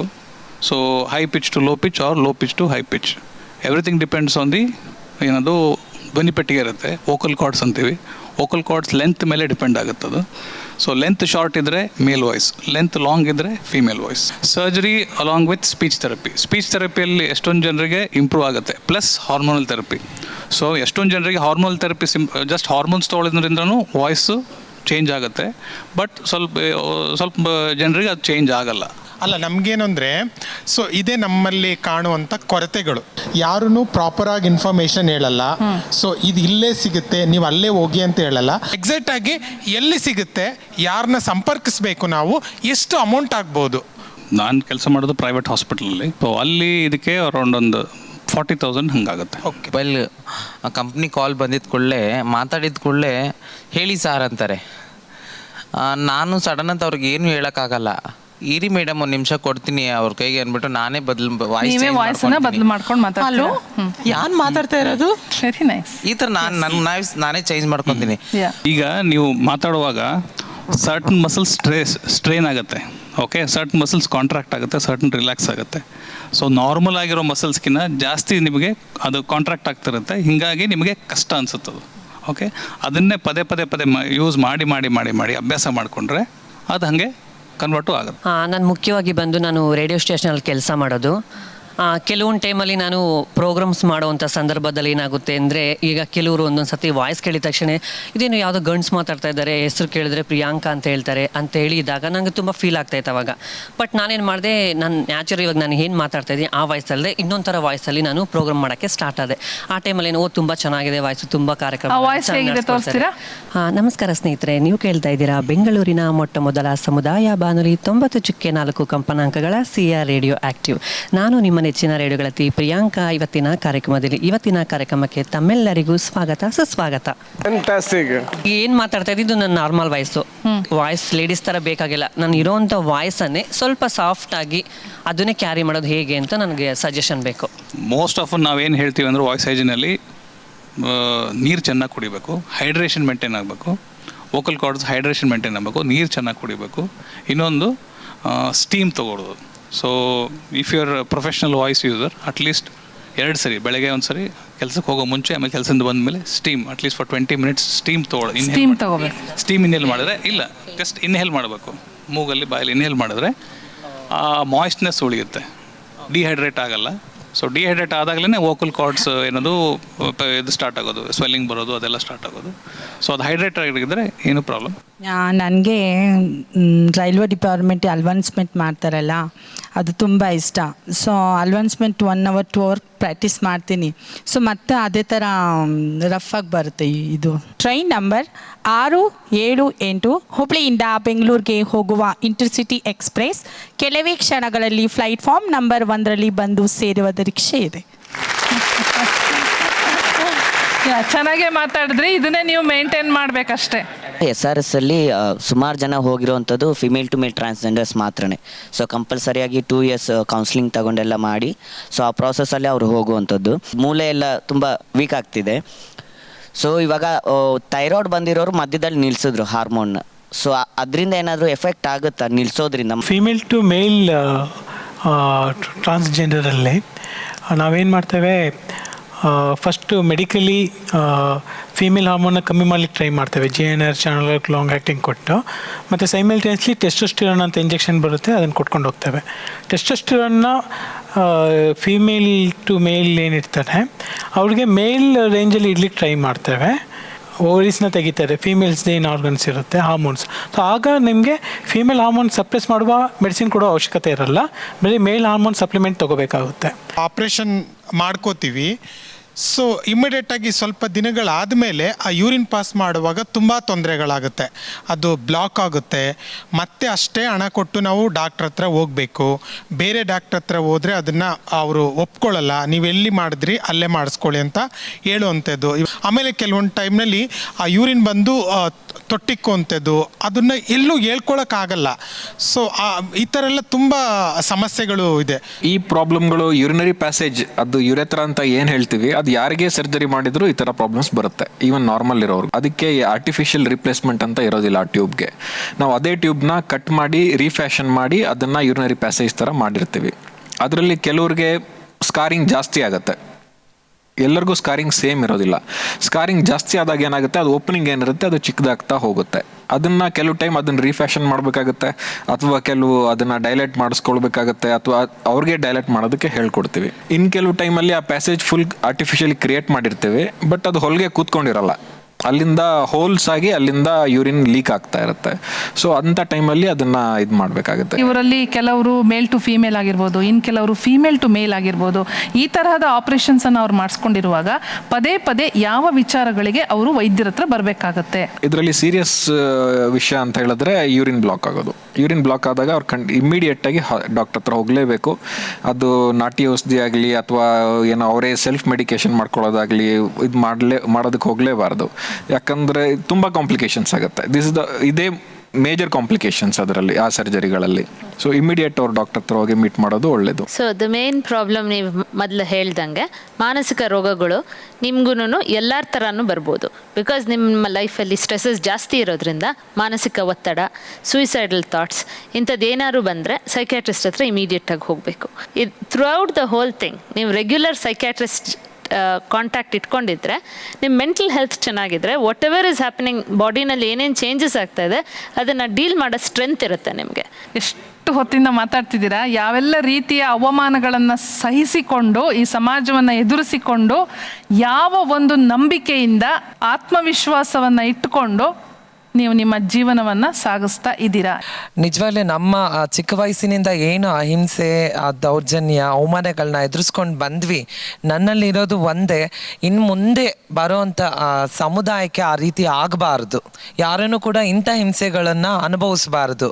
ಸೊ ಇದು ನಮ್ಮ ಕಾಲಕ್ಕೆ ಇದು ಕೊನೆ ಆಗಬೇಕು. ಅಟ್ಲೀಸ್ಟ್ ಮುಂದೆ ಬರೋವಂಥ ಸಮುದಾಯದವರಿಗೆ ಇಂಥ ಹಿಂಸೆಗಳು ಆಗದೆ ಇರೋ ಹಾಗೆ ಒಳ್ಳೆ ಭವಿಷ್ಯ ಸಿಕ್ಕಲಿ ಅಂತ ಹೇಳಿ ಆ ಒಂದು ಇದು ನನ್ನನ್ನು ಮೋಟಿವೇಟ್ ಮಾಡುತ್ತೆ. ನಾನು ಹೆಚ್ಚು ಸ್ಟೂಡೆಂಟ್ಗಳಿಗೆ ಒಂದು ನಮ್ಮ ಇಶ್ಯೂಸ್ ಬಗ್ಗೆ ಟ್ರೈನಿಂಗ್ ಮಾಡ್ತೀನಿ. ಲಾಸ್ಟ್ ವೀಕು ಬಂದು ಬಿಷಪ್ ಅವ್ರಿಗೆ ಗುಲ್ಬರ್ಗದಲ್ಲಿ ಟ್ರೈನಿಂಗ್ ಮಾಡಿ ಸ್ವಲ್ಪ ಪರಿವರ್ತನೆ ಆಯಿತು. ಸೊ ನಂದು ಒಪಿರೋದೇನು ಅಂತಂದರೆ ಈ ಸ್ಟೂಡೆಂಟ್ಗಳಿಂದ ಸಮಾಜ ಬದಲಾವಣೆ ಆಗುತ್ತೆ ಅಂತ ಆ ಒಂದು ಇಟ್ಕೊಂಡು ನಾನು ಕೆಲಸ ಮಾಡ್ತಾ ಇದ್ದೀನಿ.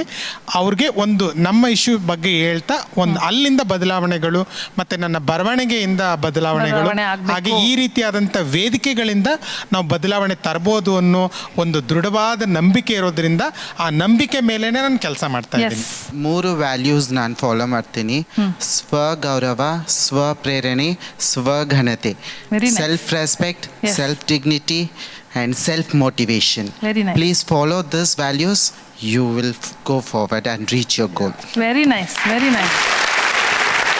Applies to everyone. ಕೊನೆಯದಾಗಿ ನಮ್ಮ ಜನ ಇವರನ್ನ ಹೇಗೆ ಅರ್ಥ ಮಾಡ್ಕೋಬೇಕು ಅನ್ನೋದನ್ನ ಕ್ವಿಕ್ ಆಗಿ ಹೇಳಬೇಕು ಅಂತ ಕೇಳ್ಕೊಳ್ತಾ ಇದ್ದೀನಿ. ಜನಗಳು ಇವ್ರನ್ನ ಡಿಸ್ಕ್ರಿಮಿನೇಟ್ ಮಾಡಿದೆ, ಇದೊಂದು ಸಪ್ರೇಟ್ ಜೆಂಡರ್ ತಾರತಮ್ಯ ಮಾಡಿದೆ, ಇದನ್ನ ಸಪ್ರೇಟ್ ಅವರೇ ಬೇರೆ ಒಂದು ಗ್ರೂಪ್, ಒಂದು ಮೈನಾರಿಟಿ ಗ್ರೂಪ್ ಅಂತ ಕಾಣದೆ, ಅವರು ಈಗ ಗಂಡಸು ಹೆಂಗಸು ಅಂತ ಹೇಗೆ ಹೇಳ್ತಾರೆ ಹಾಗೆ ಇದು ಒಂದು ಗ್ರೂಪ್, ಅವ್ರಿಗೆ ಇಷ್ಟ ಬಂದಾಗ ಅವ್ರು ಇರ್ತಾರೆ, ಅವ್ರು ಹೇಗೆ ಹುಟ್ಟಿದ್ದಾರೆ ಆಗಿರ್ತಾರೆ ಅಂತ ಅರ್ಥ ಮಾಡಿಕೊಂಡು ಅವ್ರಿಗೂ ಸಮಾನ ಗೌರವ ಕೊಡಬೇಕು ಅಂತ. ಅದು ತುಂಬಾ ಮುಖ್ಯವಾದದ್ದು. ಅದೇ ಒಂದು ಮಾನವ ಹಕ್ಕುಗಳ ಉಲ್ಲಂಘನೆ ಆಗದಂಗೆ ಅವರನ್ನು ಕೂಡ ಮುಖ್ಯವಾಹಿನಿಗೆ ತರ ಜನಗಳು ಒಪ್ಪಿಕೊಂಡು ಅವರಲ್ಲಿರೋ ತಪ್ಪು ತಿಳುವಳಿಕೆಗಳು ಜನರಲ್ಲಿ ತೆಗೆದು ಹಾಕೋ ತರ ಒಂದು ಮಾಡಿದರೆ ಅರಿವು ಮೂಡಿಸುವಂತ ಕಾರ್ಯಕ್ರಮ ಅದು ಖಂಡಿತವಾಗ್ಲೂ ಅದರಿಂದ ಒಳ್ಳೆ. Treat them as an ordinary simple human being. ಅಷ್ಟೇ, ಮುಗೀತು. Yes, fantastic. Reintegrating them into normal society. Yes. ನೀವೇ ಸಪ್ರೇಟ್ ಆಗಿರಬೇಕಾಗಿದೆ ಇವಾಗ. I think that is a violation of human rights. You should be able to integrate ನಮ್ಮ ಜೊತೆ, ಎಲ್ಲರ ಜೊತೆ normal ಆಗಿರೋವಂಥ ಸ್ಥಿತಿ ಬರಲಿ ಅಂತ ಟ್ರೈ ಮಾಡಿ. ಇದು ನೇಚರ್ಗೆ ವಿರುದ್ಧವಾದದ್ದು ಅಲ್ಲ, ಇದು ನೇಚರ್ನ ಒಂದು ವೇರಿಯೇಷನ್ಸ್ ಅಷ್ಟೇ, ಎಲ್ಲವೂ ಕೂಡ normal. Yes, very nice, very nicely sir. ಕಾರ್ಯಕ್ರಮದ ಕೊನೆಯ ಹಂತಕ್ಕೆ ಬಂದಿದ್ದೀವಿ ವೀಕ್ಷಕರೇ. ನಮ್ಮ ಜೊತೆ ಲೈಂಗಿಕತೆಯ ಅಲ್ಪಸಂಖ್ಯಾತರು ಕೂತಿದ್ದಾರೆ, ಎಕ್ಸ್ಪರ್ಟ್ ಡಾಕ್ಟರ್ಸ್ ಕೂತಿದ್ದಾರೆ. ಇವ್ರ ಪ್ರೀತಿ ಏನು, ಇವ್ರ ಕಷ್ಟ ಏನು, ಇವ್ರ ಕೋಪ ಏನು, ಇವರು ಅನುಭವಿಸುವಂತಹ ಕಿರಿಕಿರಿಗಳೇನು ಎಲ್ಲವನ್ನ ಅವ್ರು ನಮ್ಮ ಜೊತೆ ಹಂಚ್ಕೊಂಡ್ರು. ಇದೆಲ್ಲವನ್ನ ನಾವು ಕಣ್ಣಾರೆ ನೋಡಿದ ಮೇಲೆ, ಕೇಳಿದ ಮೇಲೆ ಈ ಅಲ್ಪಸಂಖ್ಯಾತರಿಗೋಸ್ಕರ ಮಾತ್ರ ಈ ಕಾರ್ಯಕ್ರಮವನ್ನು ನಾವು ಮಾಡಿದ್ದೀವಿ ಅಂತ ನಂಗೆ ಖಂಡಿತವಾಗ್ಲೂ ಅನಿಸ್ತಾ ಇಲ್ಲ. ಇದು ಇಡೀ ಸಮಾಜ ಒಂದು ಪರಿಣಾಮವನ್ನು ಬೀರೋದಕ್ಕೋಸ್ಕರ ಈ ಸಂಚಿಕೆಯನ್ನು ನಾವು ಮಾಡಿದ್ವಿ ಅಂತ ಖಂಡಿತವಾಗ್ಲೂ ನಾನು ಹೇಳಬಲ್ಲೆ. ಈ ಸಂಚಿಕೆಯ ಮೂಲಕ ಸಮಾಜದಲ್ಲಿ ಒಂದು ಕಿಂಚಿತ್ತಾದರೂ ಬದಲಾವಣೆ ಆದರೆ ನಾವು ಈ ಸಂಚಿಕೆಯನ್ನು ಮಾಡಿದ್ದು ನಮಗೊಂದು ರೀತಿಯ ಒಂದು ಸಾರ್ಥಕ ಭಾವನೆಯನ್ನು ಕೊಡುತ್ತೆ ಅಂತ ನಾನು ಹೇಳ್ತೀನಿ. ಮುಂದಿನ ಫ್ಯಾಮಿಲಿ ಡಾಕ್ಟರ್ ಸಂಚಿಕೆಯಲ್ಲಿ ಮತ್ತೊಂದು ವಿಷಯ, ಮತ್ತಷ್ಟು ಎಕ್ಸ್ಪರ್ಟ್ ಡಾಕ್ಟರ್ಸ್. ಸೊ ಅಲ್ಲಿ ಮತ್ತೆ ಭೇಟಿಯಾಗೋಣ. ಅಲ್ಲಿವರೆಗೂ ಟೇಕ್ ಕೇರ್, ಬಾಯ್.